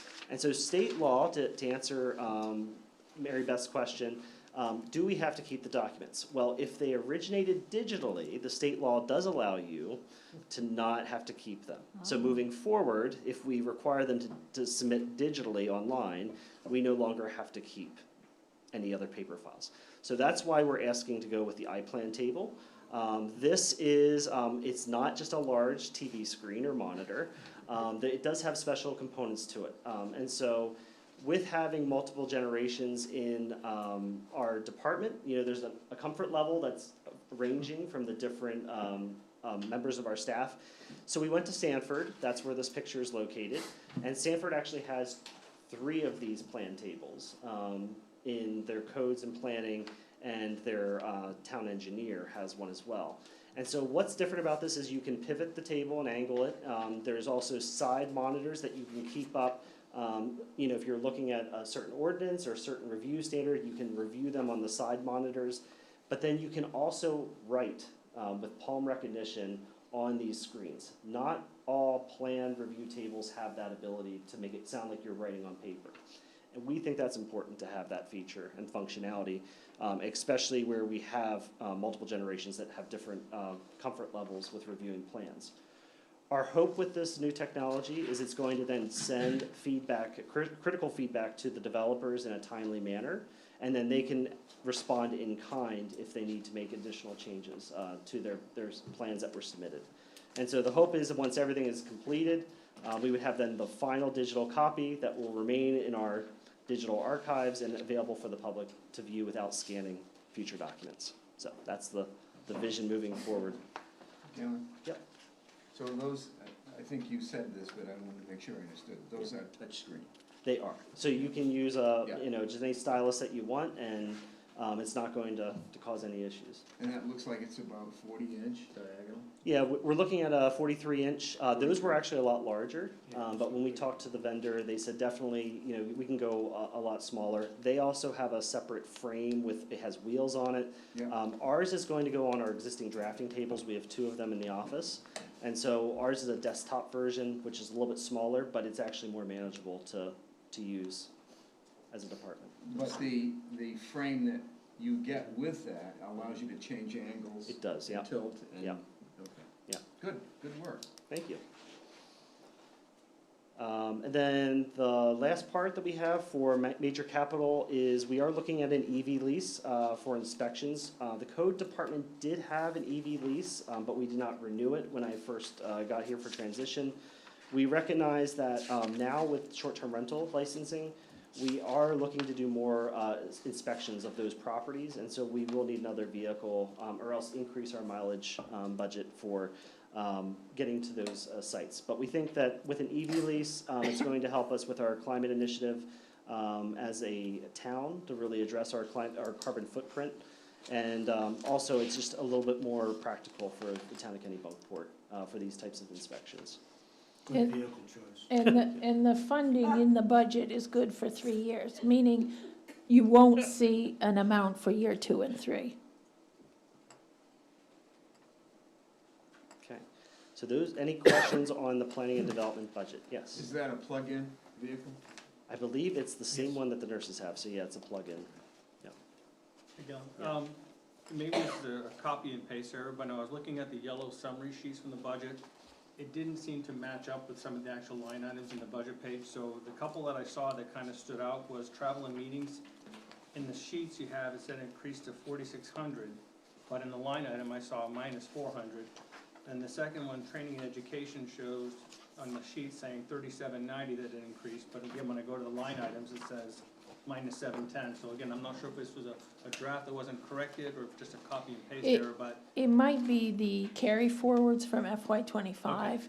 And so the way our financial software works, it's not very complex. So the budget that you're seeing in FY '25 includes any carry forwards, and so that might be the difference. Okay.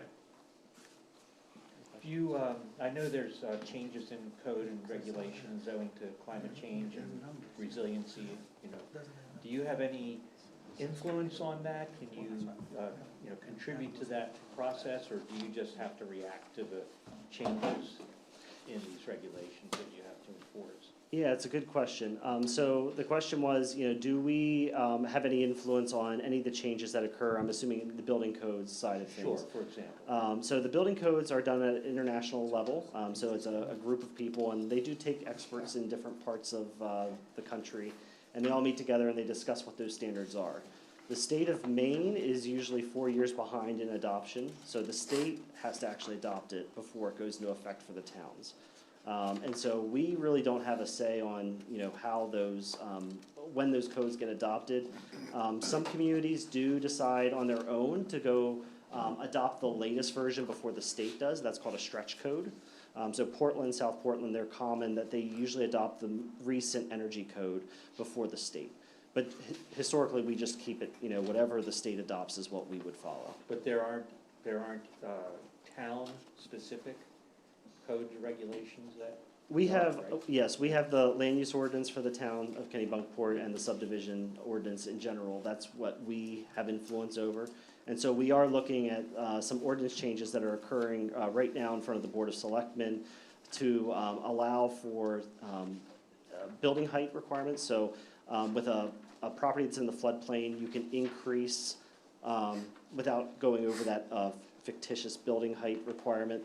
And so it's helping with climate resiliency efforts. So we are doing some of that. We're also excluding, because of these elevation of properties in the floodplain, some of them need now stairs to go out. Well, those stairs are now considered lot coverage.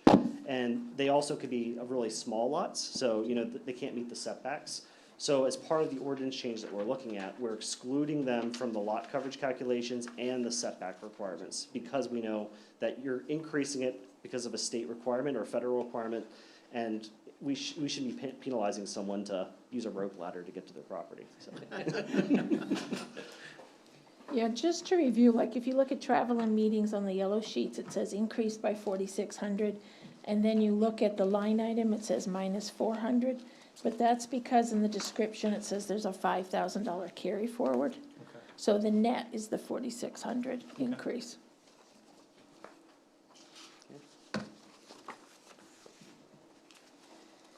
Any other questions for Galen? Thank you. Thank you. Thanks, Gail. Yep.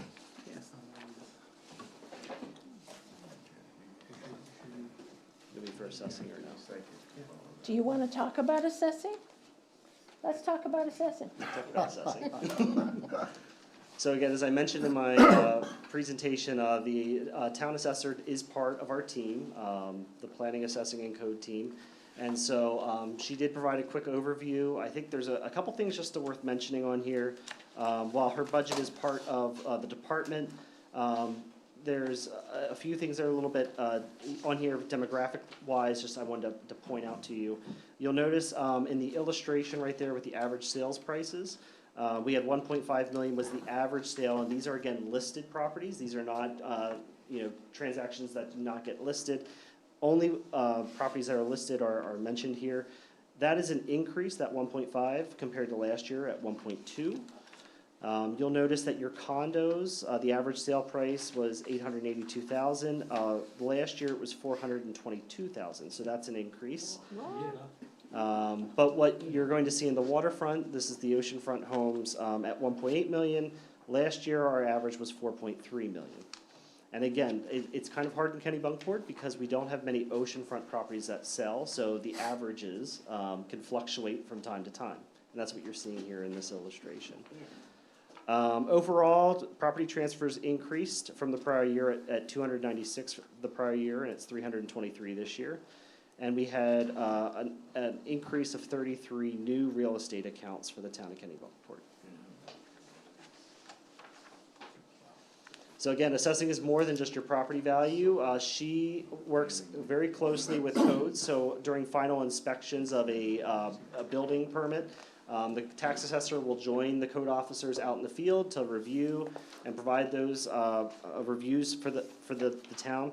The town assessor also works with the fire chief to determine 911 addressing, which is important for folks, and providing online map updates as needed. And you'll see what that partnership is right there with the verifying information, and again, she also makes sure the address changes. So the final graph that we have here, and again, that's again a more broad view that you can see here, but I think this statistic is really important to mention. So over 70% of the town is single-family development, and so we have a lot more sales that occur, so this is probably a good trend line to check out. And you'll see that the 2024 numbers have increased. It's been steadily increasing since 2015. That's since I came to town, by the way. Yeah. I came to the 60s, it's really once in 60. Thank you, Galen. So next we have Chief Simeone with police, and police budget starts on page 90. He's going to do police and communications.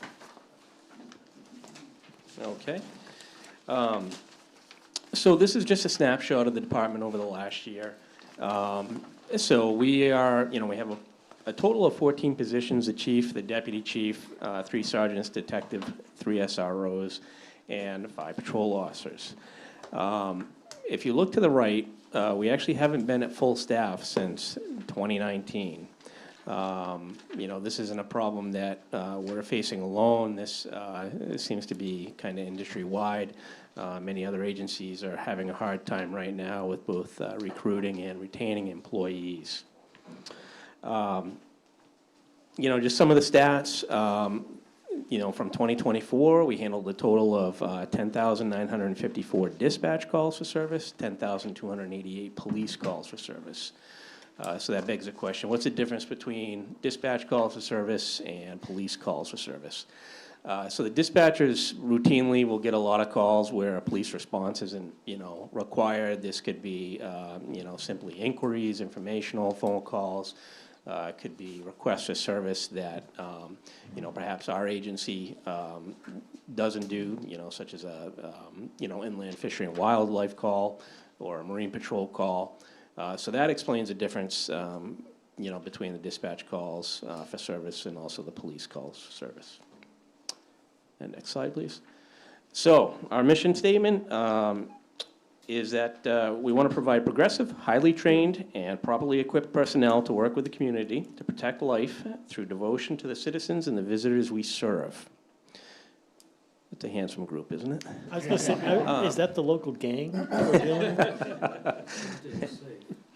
And so the newest addition to the department this past year are our 2 behavioral health liaisons. And that's Rachel Schlein and Tricia Ledoux, and they're kind of in the middle picture on the top. Next slide, please. This is our organizational chart. As you can see, it's myself, I have the administrative assistant, and the deputy chief, Mark Vaughn. He supervises basically patrol as well as a detective. And next slide, please. So this is kind of our trend data on police calls for service. Again, I just kind of spoke to this on the previous slide. But this is, basically from 2019 to 2024. You can see there has been a small decline since 2019 in calls for service. Part of that can be related to several different things. We haven't been at full staff since 2019, so we've had less officers working. So when we talk about a call for service, that call for service can be a self-generated call. So that could be an officer that's out on the road, issuing a parking ticket, stopping a vehicle, doing a building check. So you kind of see those numbers correlate with our staffing. Next slide, please. So this is calls per officer versus average number of patrol officers. So on the left, you kind of see, so these are the calls per officer. And if you look in 2019, it's kind of lower. In 2020, it goes up. So that's when the staffing numbers kind of started to drop off a little bit. So it stands to reason that, if calls are remaining generally the same and you have less personnel, they're handling more of those calls for service. And then on the right, you can see where, the average number of patrol officers that we had. So almost somewhat inverted there. Next slide, please. This is traffic stops. This is just an indication. We just wanted to show that even though, staffing levels have dropped off, productivity with the individual officers has been somewhat consistent. So the number of traffic stops based on the number of officers that we've had has been pretty steady. So this is total training hours, all the way back to 2019. And you can see how that correlates with the average staffing numbers that we've had. Stands to reason that, more staff we have, obviously the more training we do. We're, I would say, training heavy compared to a lot of industries. Obviously every year we have to catch up on the new statutes that come out. There's mandatory training that's handed down from the Maine Criminal Justice Academy that we have to stay up to date on. So this is just the trend data with training hours compared to the average staffing numbers we had. So theoretically speaking, if we were at complete full staff with certified officers, so that means that they've graduated the academy, they're off-field training, and they didn't take any paid time off or sick time, and there was no overtime expended, we would still have 160 single officer shifts in a year. So if we had full staff, certified officers again, without field training required, and each officer took off 18 days of paid leave per year, and that's the average, with no overtime expended, we'd have a total of 255 single officer shifts. So this is the snapshot of last year. So last year we had 3 different vacancies at points. Officers did take off an average of 18 days per year. This was with $108,842 in overtime expended, and we had 391 single officer shifts. So you're asking for another, I think you'll get there, for another officer. The hope is that would set off some of the overtime required, right? Yes. So there's a little bit of a recoup of costs that are spent. Yes, yep. This individual slide is our total cost of service broken down into shifts. So day shift, evening shift, and midnight shift. it's kind of almost split in thirds. So, you know, this is just kind of to show that, you know, even though a lot of the, you know, calls for service that come in on day shift and evening shift, we still have midnight shift out there, you know, doing productive work as well. This is typically the shift that, you know, we're out checking individual properties. You know, we do building checks in town here, the businesses. So this kind of just, we wanted to show you that even though everybody else is asleep, we're kind of still out doing stuff. So, next slide. So this is total calls of service, broken down by weekday versus weekends. So it's just about 20% of the calls come in on the weekends. I think what's indicative of this slide is this shows that we're not just a weekend call department.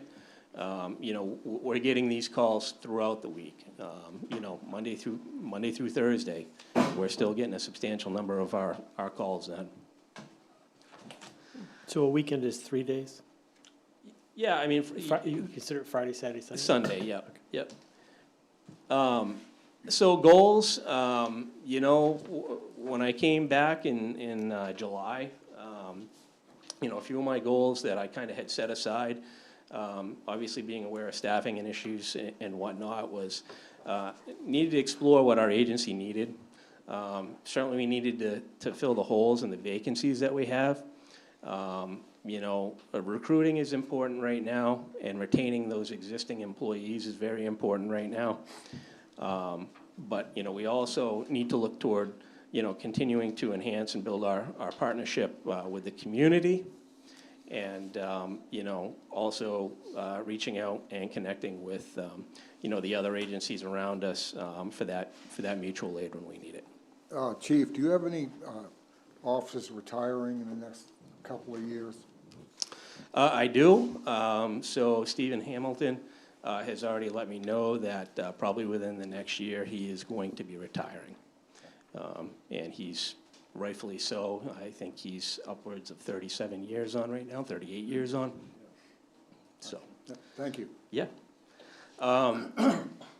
So, you know, after coming back and taking a look and evaluating kind of where we're at and listening to some of the concerns that the officers that we currently have, you know, we're looking for an officer to help start meeting some of those staffing deficits that we have.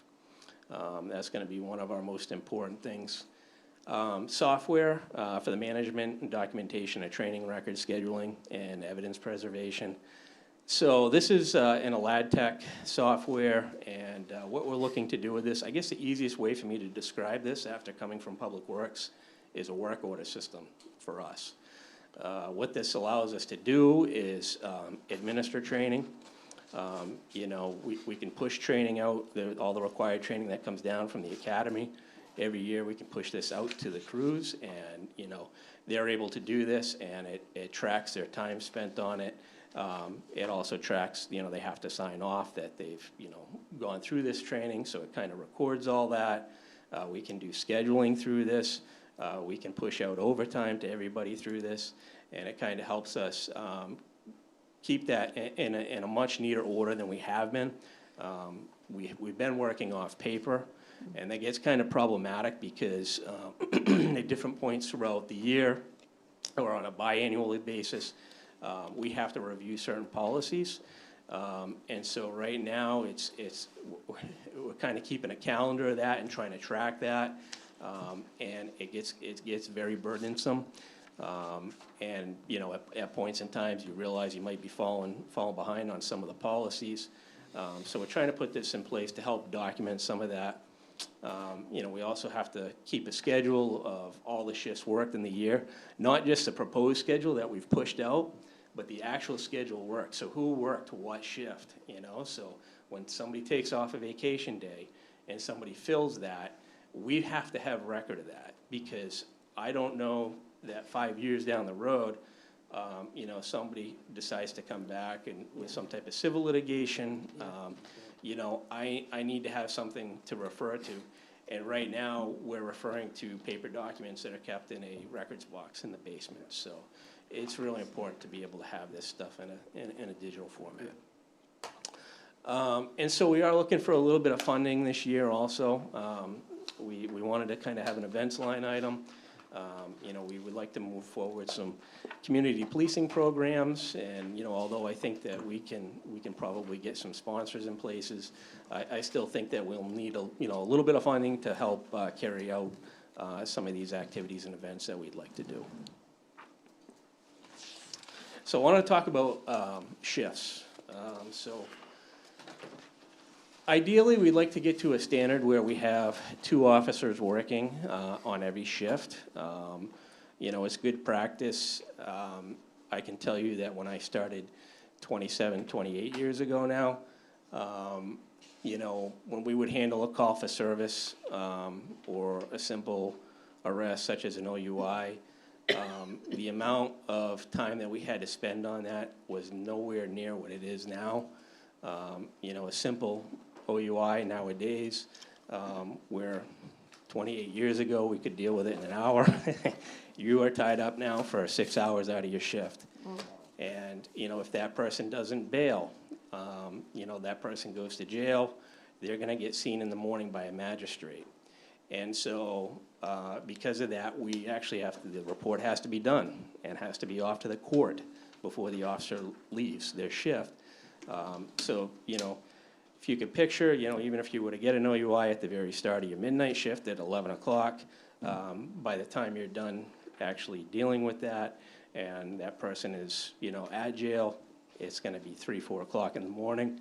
And now you have to get that report done, and that report has to go off to the court, because they're gonna be seen sometime in between 8 and 10 a.m. in the morning. So, because of that, you know, it doesn't take long. If you're working a single officer shift, and you were to have something like an OUI accident, that officer can get tied up and out of service very quickly for the entire shift. So, you know, that's when it's nice to have the second officer on, so we have more resources. So the simple math, you know, 2 officers, whoops, could you go back to that one, Dave? Times 24 hours, times 365 days a year, is a total of 17,520 hours. Next slide, Dave. So right now, 8 officers, 2,080 hours a year, that equals 16,640 hours. You know, so basically in a year, we end up with a deficit of a little over 2,000 hours. An additional officer would provide somewhere around another 1,936 hours in a year after taking, you know, their average of 18 days off. So this would kind of help bridge that deficit. Next slide, please. So, you know, in asking for the officer, we do hope that it would help us achieve the department goals and fulfill our mission statement. There's going to be a number of places that we're going to be able to use these extra hours. You know, so I think we could certainly provide better consistency and better quality and field training of the new officers. You know, at this point in time, you know, we have several FTOs, but because of the way the schedules work, we have had to, you know, break down the training period with different field training officers at times. So we'd like to get back to where we can provide some consistency by having them with 1 field training officer at a time. We can conduct some directed patrols to resolve some of the community issues. You know, as we pick up in the summer months, right, we get a lot of speeding complaints. You know, we have parking complaints down at the beach. And so this would help us, you know, target some of those. We would have those man hours that we could dedicate somebody to addressing these issues that come up. Again, you know, we want to move toward doing some more community events. So we would have this person help be responsible for organizing and implementing these events. And this would also allow both myself and the deputy chief and the detective to kind of focus on our roles. 10 months out of the year, myself and the deputy chief are the second officer on for day shift. So it's, you know, routine for myself or Mark to go out and back up that officer. I've seen a lot of that since I came back in July. So I think this will help us, kind of focus on our roles as well. So, future challenges, I think the biggest one right now is obviously staffing. It's recruiting and retention. We have been fortunate in some of the hires that we've had. But what we're also finding is that it's taken an immense amount of time to train people. So just to kind of put this in perspective, on paper right now, I'm at full staff. However, I have one of my newest officers at the academy right now and has been since December. I will not get him back until June. We have made a conditional offer to another female that's going to be starting with us in April. Couldn't start her until April because the second phase of the Maine Criminal Justice Academy training doesn't start until then. So that'll be a 2-week process for her to get cleared with that. And then we'll actually move her into field training throughout the spring and summer months. And then I'm hoping to get her a position up at the academy in August, an opening there. That's been an issue because, again, it's not just our agency that's dealing with staffing issues. It's industry-wide. So it's not just our department that needs to send new officers to the academy to get them certified. Everyone around us is having the same problem. So there's no guarantees that I will be able to get a spot for this officer at the academy in August. And then I'm going to be looking at December. So best case scenario, if I get her into the academy in August, I will not be able to use her on the road until December. So it gives you some idea that if I hire somebody that's had no training and is completely green, it's just about a year before I can use them. So that's a huge challenge for us to overcome. So that's another reason why this position would help us, because we would have that body. Do we pay for them to go to the academy? Yes, we do. Yep, it's not a large cost. I think it was right around $4,600. But again, we do have to pay them while they're there. We have to They pay have for them. salary? Yes. Oh, Yep. wow. Yep. So Chris, the chief, the changes that we made in the pay schedule, and then, all the things we did in the last contract, is that helping you in recruiting, or what do you feel about those changes that were made? Yeah, so, I would say it hasn't hurt us, but as Lori had kind of mentioned earlier, we had negotiated back in June and settled the contract in June, and then it seemed like a couple more came out in August that surpassed us by quite a bit. Some of that you do have to take into consideration because these may be departments like Biddeford that are very busy, and in those departments, they're having to offer that pay because they're down on manpower. They're extremely busy. A lot of times you are not leaving your shift on time, because you're held over dealing with something. But we do have some challenges, such as, when we're recruiting. So I've had interest from other officers that have 20 years on. They might be retiring from another agency, but they're still looking to do another 10 years. But we're not able to lateral them in at their full years of service. We can lateral in up to 10 years by contract. So I think there's still some issues there that we need to look at. Two questions. One, to follow up on a comment John made about overtime. When I was looking at the line item on page 90, 10-10, it's showing 2024 actuals of overtime about 84,000, and then 2025 budget showing is 108, and we're already almost at that right now in this year. But then looking for an additional increase in overtime for 2026. So I thought I heard you respond to John that the additional person is going to help in that area, but that doesn't sound like it from the line item. So Or it's just hurting less. Sure. So it will help. Just remember that as we hire another full-time employee, that full-time employee gets paid time off, that we will have to cover. We also have, and it all depends, we don't let non-academy certified officers work alone. So I don't know who I'm gonna get. You know, I'm hoping to get a full-time certified officer.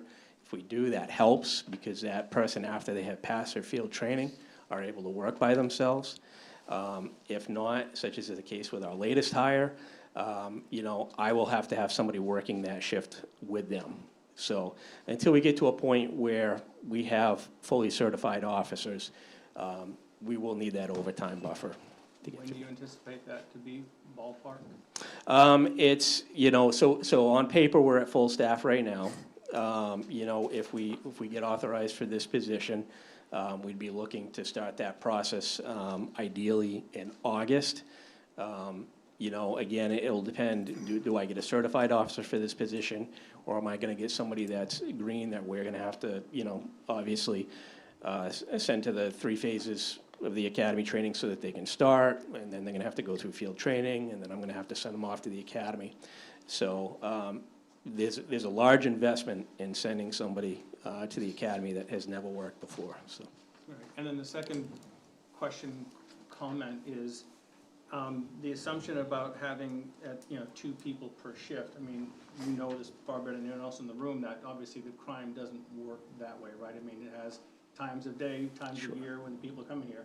I still saw the video from that takeover at Mills Road. It's like, Yes. and I saw the person, the police officer surrounded there, and it's like, and that would've been nice having another person with her, because it probably would've diffused it.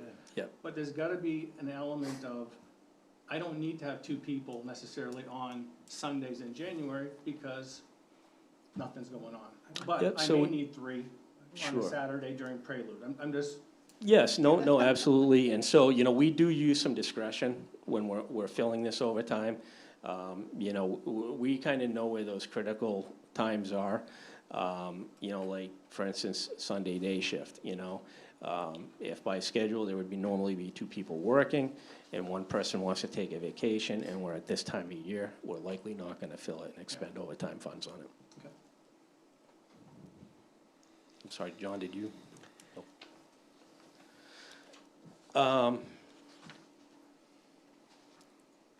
Next slide. Next slide, okay. So, you know, just the budget increase highlights, you know, again, we're asking for the additional officer. We do have costs associated with behavioral health liaisons. You know, this is one that we split with Kennebunk. We do have some capital requests coming up for cruiser replacements, as well as, you know, some equipment for patrol, such as body-worn cameras. Next slide. So communications. Chief, before we go there, so is Kennebunk, and I think I heard you say Biddeford wasn't fully staffed. Is Kennebunk fully staffed? Right now, I still believe that they might be down a position or 2. Okay. Yeah, I haven't spoken with Chief McKenzie lately on it, but Biddeford is down quite a bit. Okay. Thank you. Yep. So communications, this is just another thing to put, you know, in perspective, the idea that the 24 hours, 7 days a week that we're covering.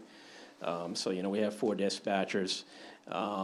You know, there's a total of 21 shifts, but even with the 4 full-time dispatchers, my administrative assistant fills a dispatch shift on Wednesdays, just so that that entire 24-hour, 7-day-a-week period is covered. Next page. Chris, quick question. Did I hear that we're doing some stuff, at least temporarily, with York County? With York Police Department? Oh, is the police department, okay. Yep, so, you know, we did put this out on Facebook, we did put it out on the town website, so, again, this goes back to the, recruitment and retention problems that we've had. You know, we've had a couple dispatch vacancies come up over the last year. Dispatchers are hard to find as well, too. And so we've run into some staffing issues. We had another employee that went out for a medical issue. And so we got to a point where, you know, we had 1 full shift, or, you know, per week that we couldn't staff. So York police department is our PSAP, they're our backup dispatch. So a PSAP is a public service answering point. We are not that, because to be that, you have to be EMD certified and EFD certified. So these are dispatch protocols that they are able to fill because they are trained and certified to do so. So that's why our 911 calls go down to York. But they have our frequencies, they're able to communicate with us. So what we did is we ended up subcontracting out the midnight shift dispatch from 11 o'clock at night till 7 o'clock in the morning to help reduce the strain on the staff that we've experienced since November now.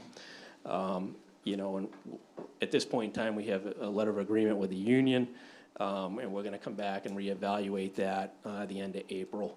We did just make a conditional offer to a new dispatcher. There will be some training time involved in getting them back up to speed to a point where that they can, you know, they can work those shifts alone. So, you know, we'll reevaluate where we are in April on that. Have we ever looked at total outsourcing?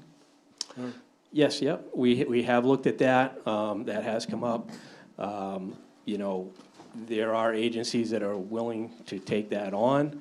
I have heard from several people in town that are very strongly, you know, want to keep our dispatch because it's a local dispatch.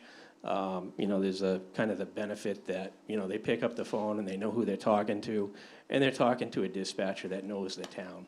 They're not talking to a dispatcher, you know, 25 miles away, so. So Chief, all the 911 calls go to York? Yes. And then also then gets dispatched to our dispatcher too? Yes, yep, so it depends on the type of call, but yes, they eventually come back to us. But the 911 calls are answered by York. If, you know, we need to dispatch the fire department, EMS, police, our dispatchers do that. But, you know, if you were, I guess the easiest way to simplify this is you may have a serious medical call where maybe somebody has collapsed and they're probably in need of CPR. Their dispatchers are able to what's called EMD that call, emergency medical dispatch that call. So they can actually give instructions on the phone to this person that's calling that in and try to help them get CPR started and get some of those things started. And that's a state requirement. Yes, it's a state requirement. You know, before our resources can arrive.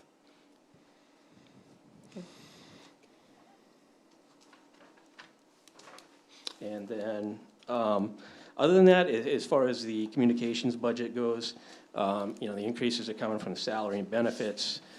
We did ask for a little bit more in training. You know, we have obviously several new people, so, you know, we're looking to send them to more training. The rest is increase in electricity, which comes out of the communications budget, paid family medical leave. And we're looking to buy, if we do get authorized for the next officer, for an additional officer, we need to buy that officer a new radio. So that's where you're seeing the increases in that budget. And next slide. Animal control. There isn't a huge difference in this one. Really what you're seeing for increases here is travel and meetings. So if we have any type of an incident where we have to have the animal control officer respond, we are paying her mileage because she doesn't have a town vehicle. So we kind of depleted that line item fairly quick this past year. So we're looking to increase that to, you know, what's actually realistic, so. The other thing that's in animal control is our contract with the Animal Welfare Society. By state statute, we have to have a contract with someone to care for stray animals, and so we do that with AWS. And so Harbor Master, these are just some of the stats regarding this department. A lot of them I'm not familiar with, but as you can see, it certainly expresses a need. Next slide, please. So this budget does encapsulate Cape Porpoise Pier, Government Wharf, and the Kennebunk River Harbor Master. That's a split position between the towns. So the increases that you're seeing in salary and benefits, the paid family medical leave, and hours of coverage that are needed in the river. So just to be clear, we have two harbor masters. We have one in Cape Porpoise, who is also the pier manager, Frank Orr. 20% of his salary and benefits are covered in the general fund for his harbor master duties, and 80% are covered in the pier budget, another enterprise fund, and are paid by pier user fees. The other harbor masters in the river, we have a river ordinance and an interlocal agreement with Kennebunk, and that harbor master is Jamie Houts, and we split that cost with Kennebunk, and they employ him and then send us a bill.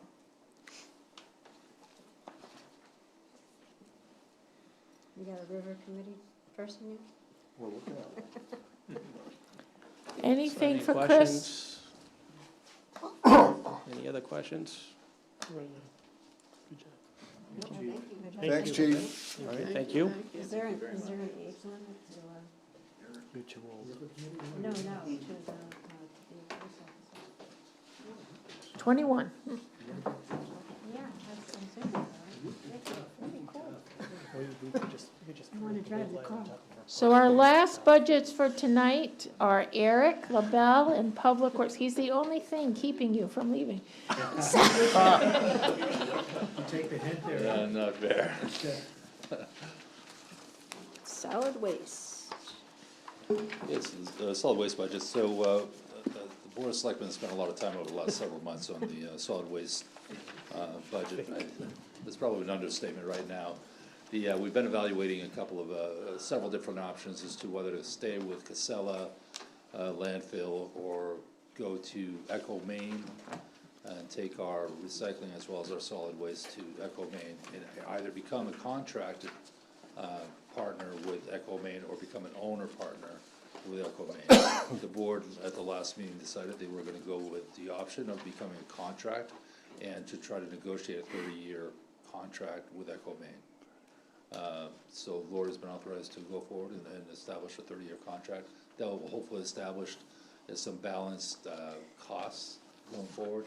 If we'd gone forward with Casella, that would only have provided us about a 4-year forecast.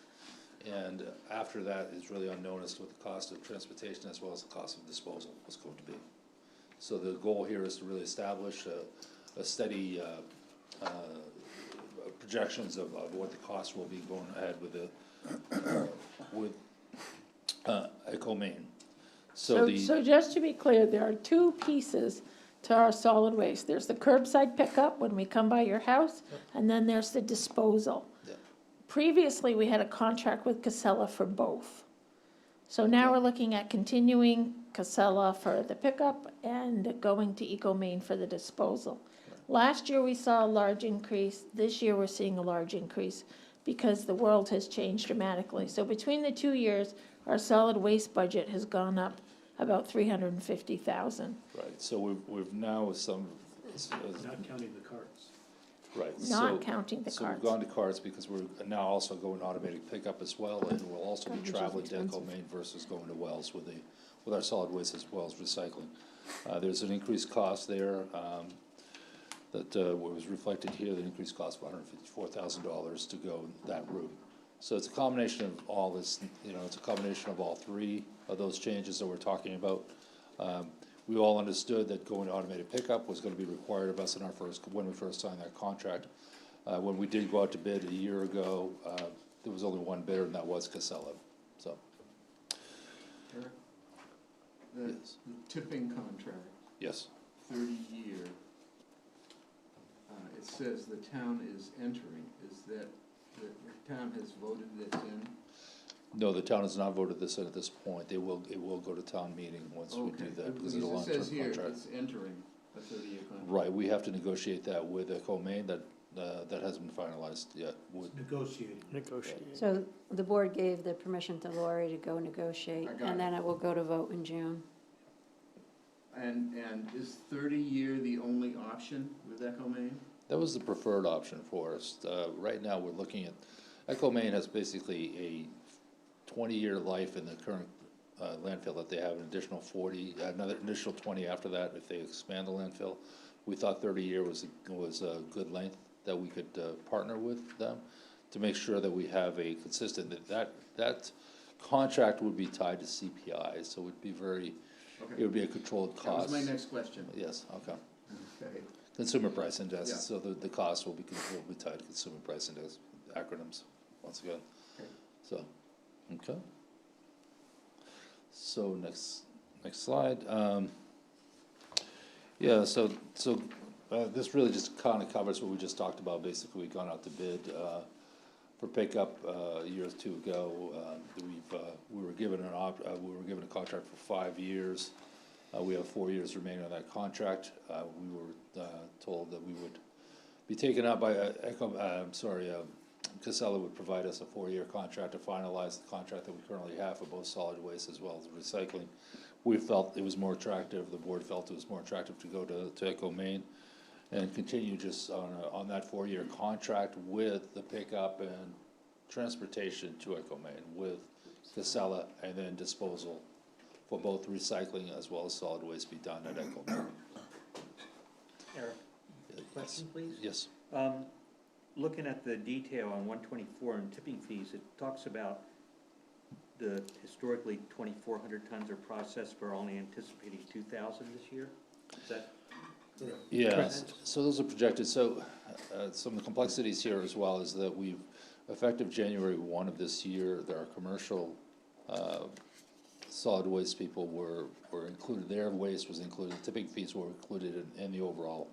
We are no longer picking up the commercial solid waste. So that has been terminated, so we're estimating what we believe will be for next year.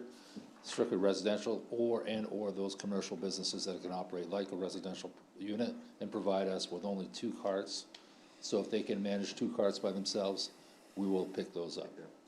Okay. Question related to that, do you anticipate a lot of people opting out and going to more private services? I personally, no, I think it's still an attractive deal if we're willing to pay for the tipping fees. If we do not pick them up, we will not be paying for those tipping fees or the transportation costs. So residents may choose to get another pickup with it, because it's only, it might not fit if they're renting, it may not fit their date, and they might choose to get another contractor on their own. I think it's more the fact that those big bins that are automated, there's a lot of people who live down some private road and, they drag that, 30-gallon piece of aluminum out there and may not want to be Yep. pulling out the big. We do have some private roads that actually have dumpsters and such, Yeah. so that does happen. And maybe there are also commercial businesses that happen to be down there and choose to just have a dumpster and have that pick up themselves as opposed to the inconvenience of having, so that is entirely up to them. Yeah, it's interesting. Goose Rocks Beach, where I rented for many years, the houses along Kings Highway, which are mostly rented, they always have a commercial pickup. They don't use town services. Okay, that will remain the same. What's that? We will offer them Yeah, I understand, but because they have renters, they can't depend on them to roll it out, renters sure. I setting understand. everything up on a certain day. Yes, yeah, And so they always have private services down there. okay. So the tipping contract will start July of this year, so want to touch base a little bit on when things were happening. I think, Next slide. yeah, I think we're fine, right? So just the more important, these are important dates for people to know right here. So the card deliveries will be happening starting April 28th. It's gonna take approximately a week for us to get all the carts assembled and out to the individual property owners. The week of May 5th will be the start of the automated pickup in earnest. So that is our date. We will be providing new pickup days. So some of you, we are going to 5-day pickup. So we are going to be providing days that the pickups will be happening as well. And that will be posted on our website as well. People will have 1 month. You don't want to get too much in detail here, but people will have 1 month to change and decide whether those carts work for them. A letter will be going out to each resident to basically To get a explain the smaller rules. cart or a larger one. Yeah, so all that information, the detailed information will be in a letter coming to each one of the residences. Okay, next, unless there are any questions, that's it for solid waste. Okay, Public Works. So I'll give you a quick snapshot of Public Works. We are a group of 16 individuals that work there. We're looking at basically 7 people on the roadside division, wastewater side division. We have 2 mechanics, 1 in each division as well. It sounds pretty simple when we say roads and wastewater, however, we do touch a lot of other things. As you may see here, we have 12 miles of road, we have 52 miles of centerline miles, and I do qualify that, I say centerline miles because there are 2 sides to that road. We plow each side, so it's probably approximately, 104 miles really by the time we actually get through those. We have one treatment plant, we have 16 major pump stations as 88 smaller pump stations that we're also responsible for, as well as over 6 miles of sewers also that we have to maintain. Hopefully I'm getting that right. I should have looked that up ahead of time, but we also have a lot of gravity and force main sewers that are also responsible for maintaining all that infrastructure as well. The average plow route for us is approximately 2 hours long. And I say, as I often say, if it's not fire or police, it's typically a public works effort. It's hard for us to describe all the things we do typically as a public works department. But we're called upon, whether it's property maintenance, things of those sorts. Right now we're doing some indoor work, some property work. We do we're fortunate to have a multifaceted group of individuals that are with a lot of different skills. So whether it's carpentry, whether it's plowing, whether it's mechanics, whether it's Public electricity. Works just changed the floor of our bathroom They in did, Town yeah. Hall this past week. Yeah, we've worked on 2 of the bathrooms at town office as of late. So yeah, we get called on whenever needed. So good group of individuals. Next slide, please. So here you can see basically we got the Public Works Director, myself, and Liz, who's our administrative assistant, who's joined us, doing an amazing job helping to glue together all the myriad of calls that we get at the office. On the wastewater side, we have an operations manager. We also have an operations manager on the road side. We have a lead operator as well as a mechanic, and also we have 3 wastewater operators that work at the treatment plant. Those individuals are also available, as this year we've been short on the roadside, if you will. And so we've got a public works foreman, public works mechanic, and building and grounds worker that is no longer with us now. He's has recently resigned. We also typically would have 4 equipment operators. We only have 2 equipment operators. So right now, our roadside is really looking at a foreman, a mechanic, an operations manager, and 2 operators. And that's who's been operating and working through this. You can see we have a bumper year this year when it comes to snow and ice. However, we're fortunate enough to have also some good operators on the wastewater side that were able to come over and assist on the roadside, and we were successful because of that effort. Good group of people. Not the way we want to operate forever. And I'll touch on those reasons as we go forward. So Eric, same question that we gave to Chief, how did the new pay schedule and stuff, is that helping in the hiring, or are you seeing an impact from that at all? It is helping. I think we are competitive, and I think most people that come to us have already shopped us around, if you will. We're not alone with our vacancies. We're being selective as to who we hire. Building a good team is really important. Okay. So we have been careful as to who we select to come join the team, and I think it shows. And every hire that we make is usually vetted with our team as well. And so right now we're going to stay the course until we find the right people to join us. Do your staffing numbers you're asking for reflect a full staff, or do they reflect down 3 people? The structure that you have there would be a full staff. And that's what you have in your numbers right now. Yes. This is what you do. However, the buildings and grounds and 2 equipment operators are currently absent. Those are 3 absent positions right now. Yeah. But their salaries are included in your budget. They are, yes. Yes. The budget does reflect full staff. So, next slide, please. So this just gives you a quick snapshot of what we do, and once again, it's very difficult share with you, because I think sometimes some of the things we could never think of that would be called out to do, and we are called out to do, but, you know, like I said, we don't have any squeamish individuals on our crew. They'll go out and get it done. The winter maintenance, repairs to roads, maintenance to all parks and cemeteries, maintenance of the painting and the markings of all the roads and parking spaces, town facilities, repair to vehicles, special projects as assigned. I think that's probably the catch-all of, you know, we're here to help, we're here to provide a service to our public, and those individuals are there to do that. So that's what we do. So, next slide. So this gives you a quick picture of the Public Works budget. You see it's predominantly, it's labor intensive, lack of better terms. The things we count on, we have a lot of, you know, quite a few pieces of equipment, you know, that are necessary for the jobs, plow trucks, loaders, sidewalk tractors that are that are maybe utilized for sidewalk clearing. They might be utilized for roadside mowing.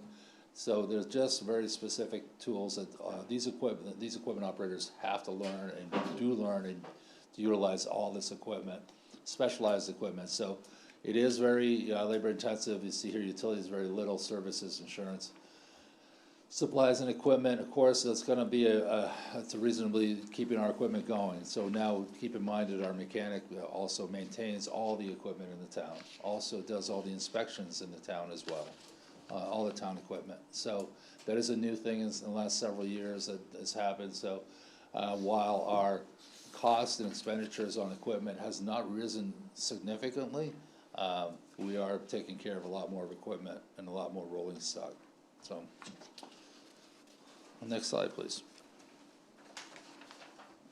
So current impacts of staff shortages. So this is what we get concerned about. So, you know, we've had to run extensive shifts this year. When I say extensive shifts, any given one of our shifts was well over 30 hours. That's a long time to be on the road. We get concerned about safety. I mean, those are the realities of it. And as well as, you know, reduced maintenance. So part of what we do is every time we rebuild the road, there's a lot of work that goes there before that blacktop goes down.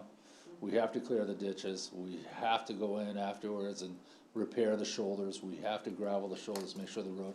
The only way we keep that pavement on that road safe and provide it a long life of 20 years, which was really what we want to get out of it, is, you know, to build those shoulders back up, do all that road work, get the drainage working well, all that work. You probably see a good example of it right now is Walls District, the amount of work that is going on in Walls District.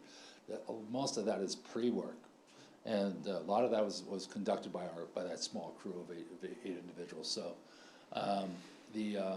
that's just important. It's a major asset. A lot of people I think view a road as an asset, but to us it is one of our major assets that we have to maintain. And the longer life we can get from it, the better it is for the town economically. And the other piece that we can be concerned about because of the shortage of staff is really the decreased level of service. I think the town deserves a good level of service. I mean, when we get these back-to-back storms, we typically will go out, we'll work that storm. We're typically out there for 8 to 10 hours after the storm has ended to be able to clean up and push back that snow. But then we're also back approximately a day later to remove all that snow. That's quite after a 32-hour shift, go home, come back for a shift, for a day shift, go home, and then come back at midnight and work the overnight to remove snow. It's a lot to ask of, you know, really, what was out there, 6 individuals working, and these loaders and heavy equipment and trucks. So I get concerned about that. Beyond that, the level of service that people expect, you know, they don't want to see hard pack on the road. If we're not out there with enough plow equipment to be out there, it's difficult to catch up with some of the hard pack. And most of you know what hard pack is, when that ice gets stuck on that road. It costs us a lot of money to remove that. It costs us salt, additional salt. So when we do have these decreased staff levels, it does affect our service level, and we do get concerned about that. So, Eric, what's your outlook for hiring these 3? I'm sorry? What's your outlook for hiring these 3 before the year starts or the fiscal year starts? We're interviewing as recently as today, Okay. So the positions are out there, the postings are out. Okay. As I said, I think it's seeking the right team members. Okay. Thank you. So resource allocations for the winter, I think you see here, well, in the wintertime, we're not gonna spend a lot of time on the beaches, but we do have to clear out the entrances, there are some maintenance level and things that we have to do down there. The roads and sidewalks, as you can imagine, that's where we're spending a lot of our time maintaining roads and sidewalks. Parks and cemeteries is minimal, it's non-existent in this particular slide, but customer response, right? So, we get calls sometimes with we just get a lot of different calls, snow that's obstructing something.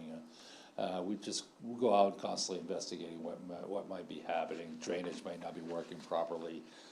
We got to open up snowbanks to make sure water is getting off the road. These freeze-thaw cycles give us a lot of problems. We've got to come back out, get some salt in the sidewalks. Dock Square, some of the businesses, a little water coming off the buildings, we have to take care of the sidewalk. There's a lot of those small calls where we're sending out 1 or 2 individuals just to go out and address these day-to-day issues. So, next slide, resource for the summertime. As you can imagine, we spend a lot of time, on the areas that are important to people. We still spend time on the roads, as we mentioned, Wells District Road and any road that would be paving, we're spending a lot of time on those roads repairing those. Parks and cemeteries are trying to get those mowed and take care of and spruced up. Customer service, once again, we have the summertime questions with trash calls, so on and so forth. And there's just a myriad of different calls that we get. Dead animals, deer on the side of the road.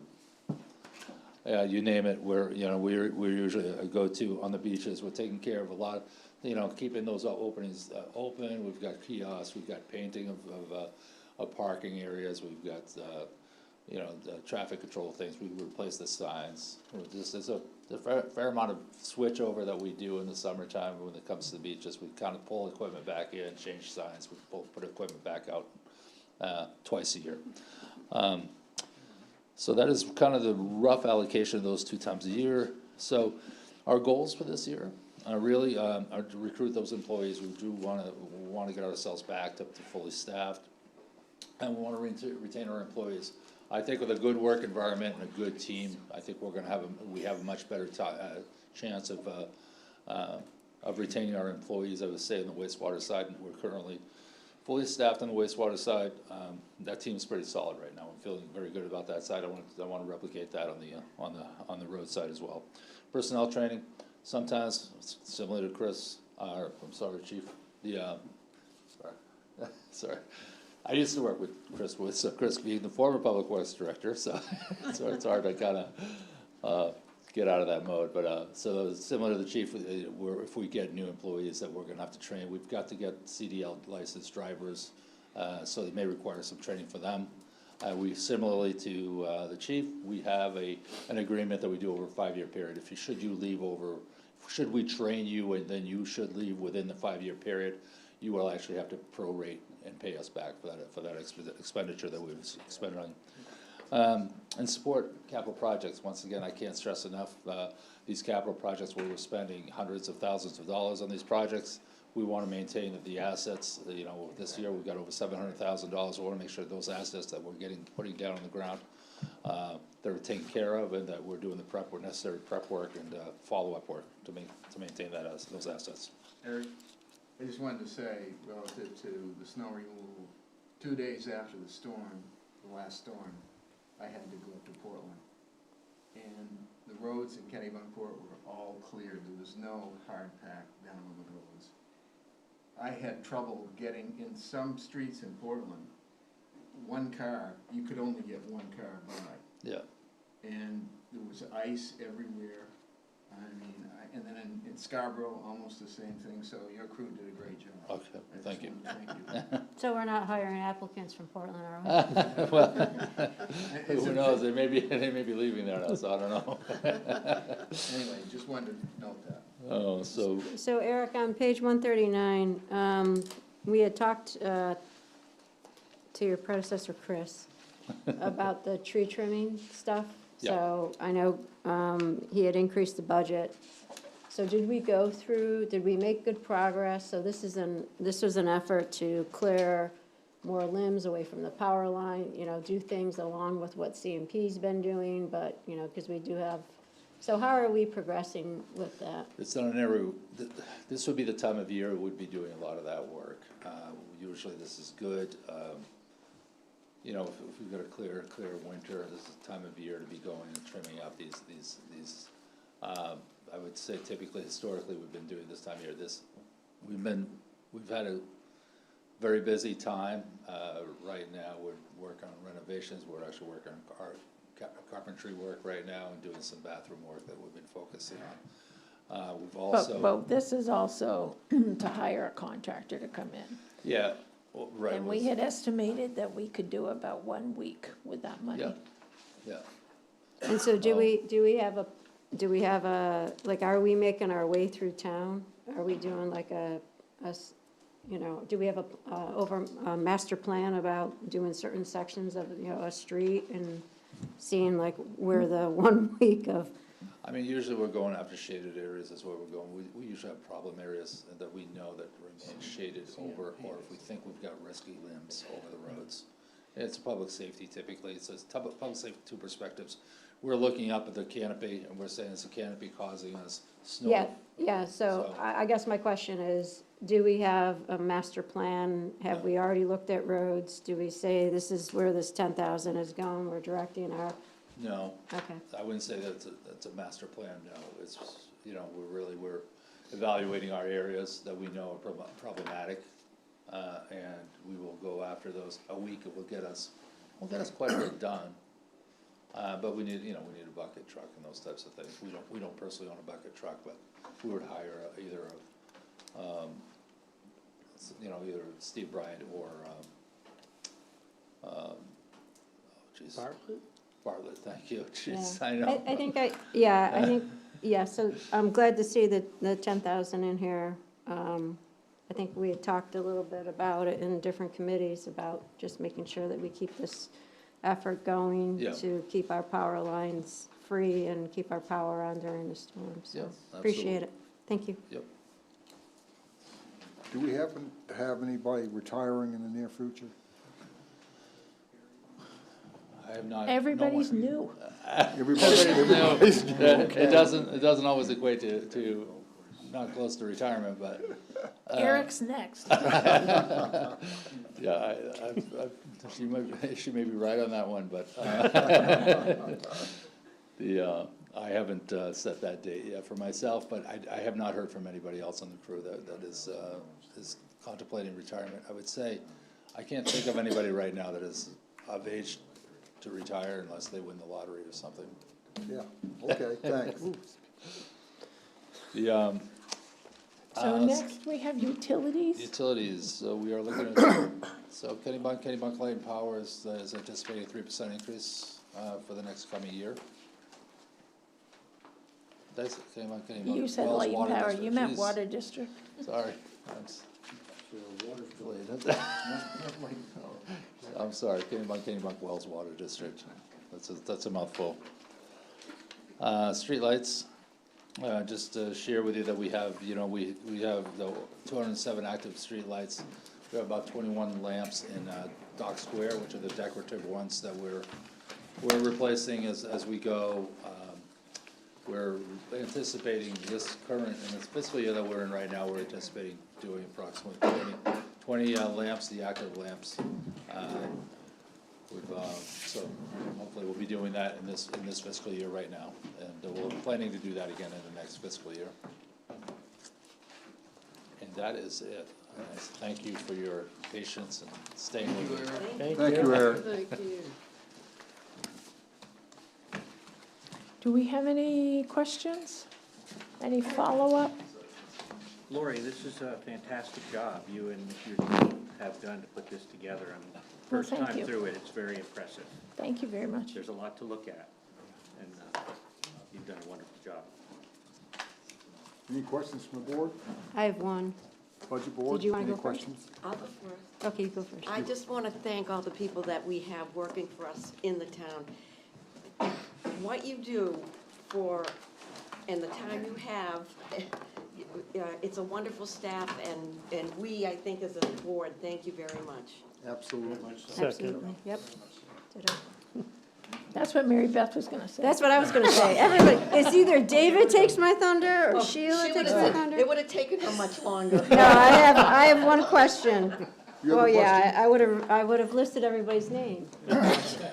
So I have one question. I might have missed it someplace. But how do the property taxes, so we got 22 million. I couldn't find if there was an increase from last year on the revenue stream from that. I see that the non-property tax revenue, but I didn't see the property tax. It's in the budget. You can find it. Yeah, I didn't see it. So if you go to your commitment sheet, That's what I was looking for. under the commitment tab,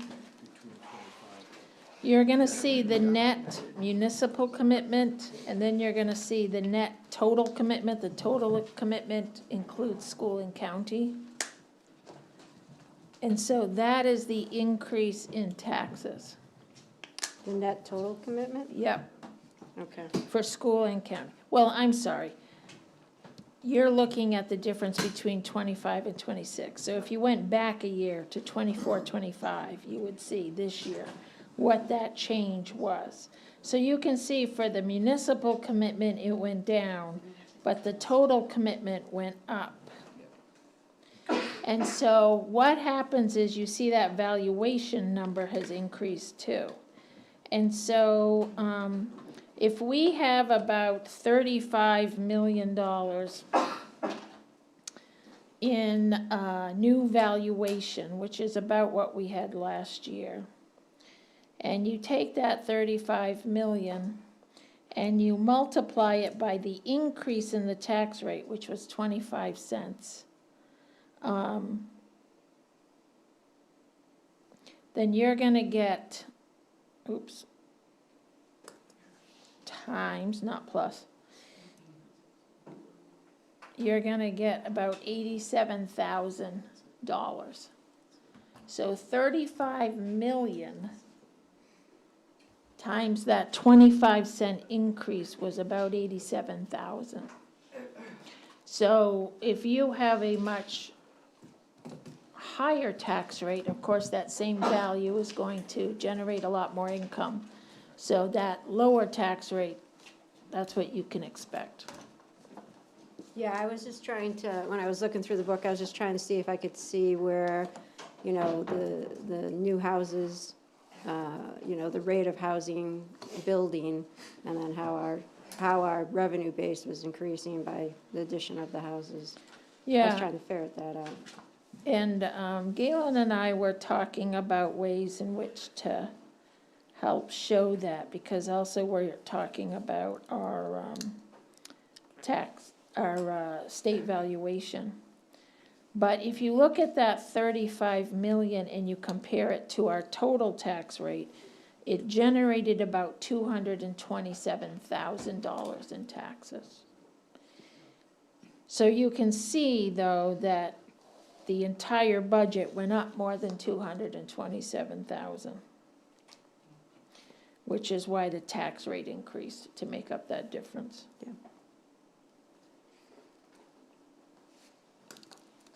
I couldn't puzzle out how you get that net total commitment from these numbers. I was gonna, So you take the municipal commitment yeah, and you go back up top and add education and county to it, and that's where you get your net total commitment. oh, okay. Because education and county, what they assign to us is everything after they've taken their revenue out, so it's just property taxes. Okay, I see. Any more questions? So we're gonna meet next week and finish up the operational budgets, and then we have a selectmen's meeting that same night, so it's a shorter budget meeting. Michelle, I move to close the budget board session. Do I have a second? All in favor? Move to Okay. adjourn. Second. First and second, all in favor? Aye. Adjourned. Thank you, everybody. Thank you. Where are we gonna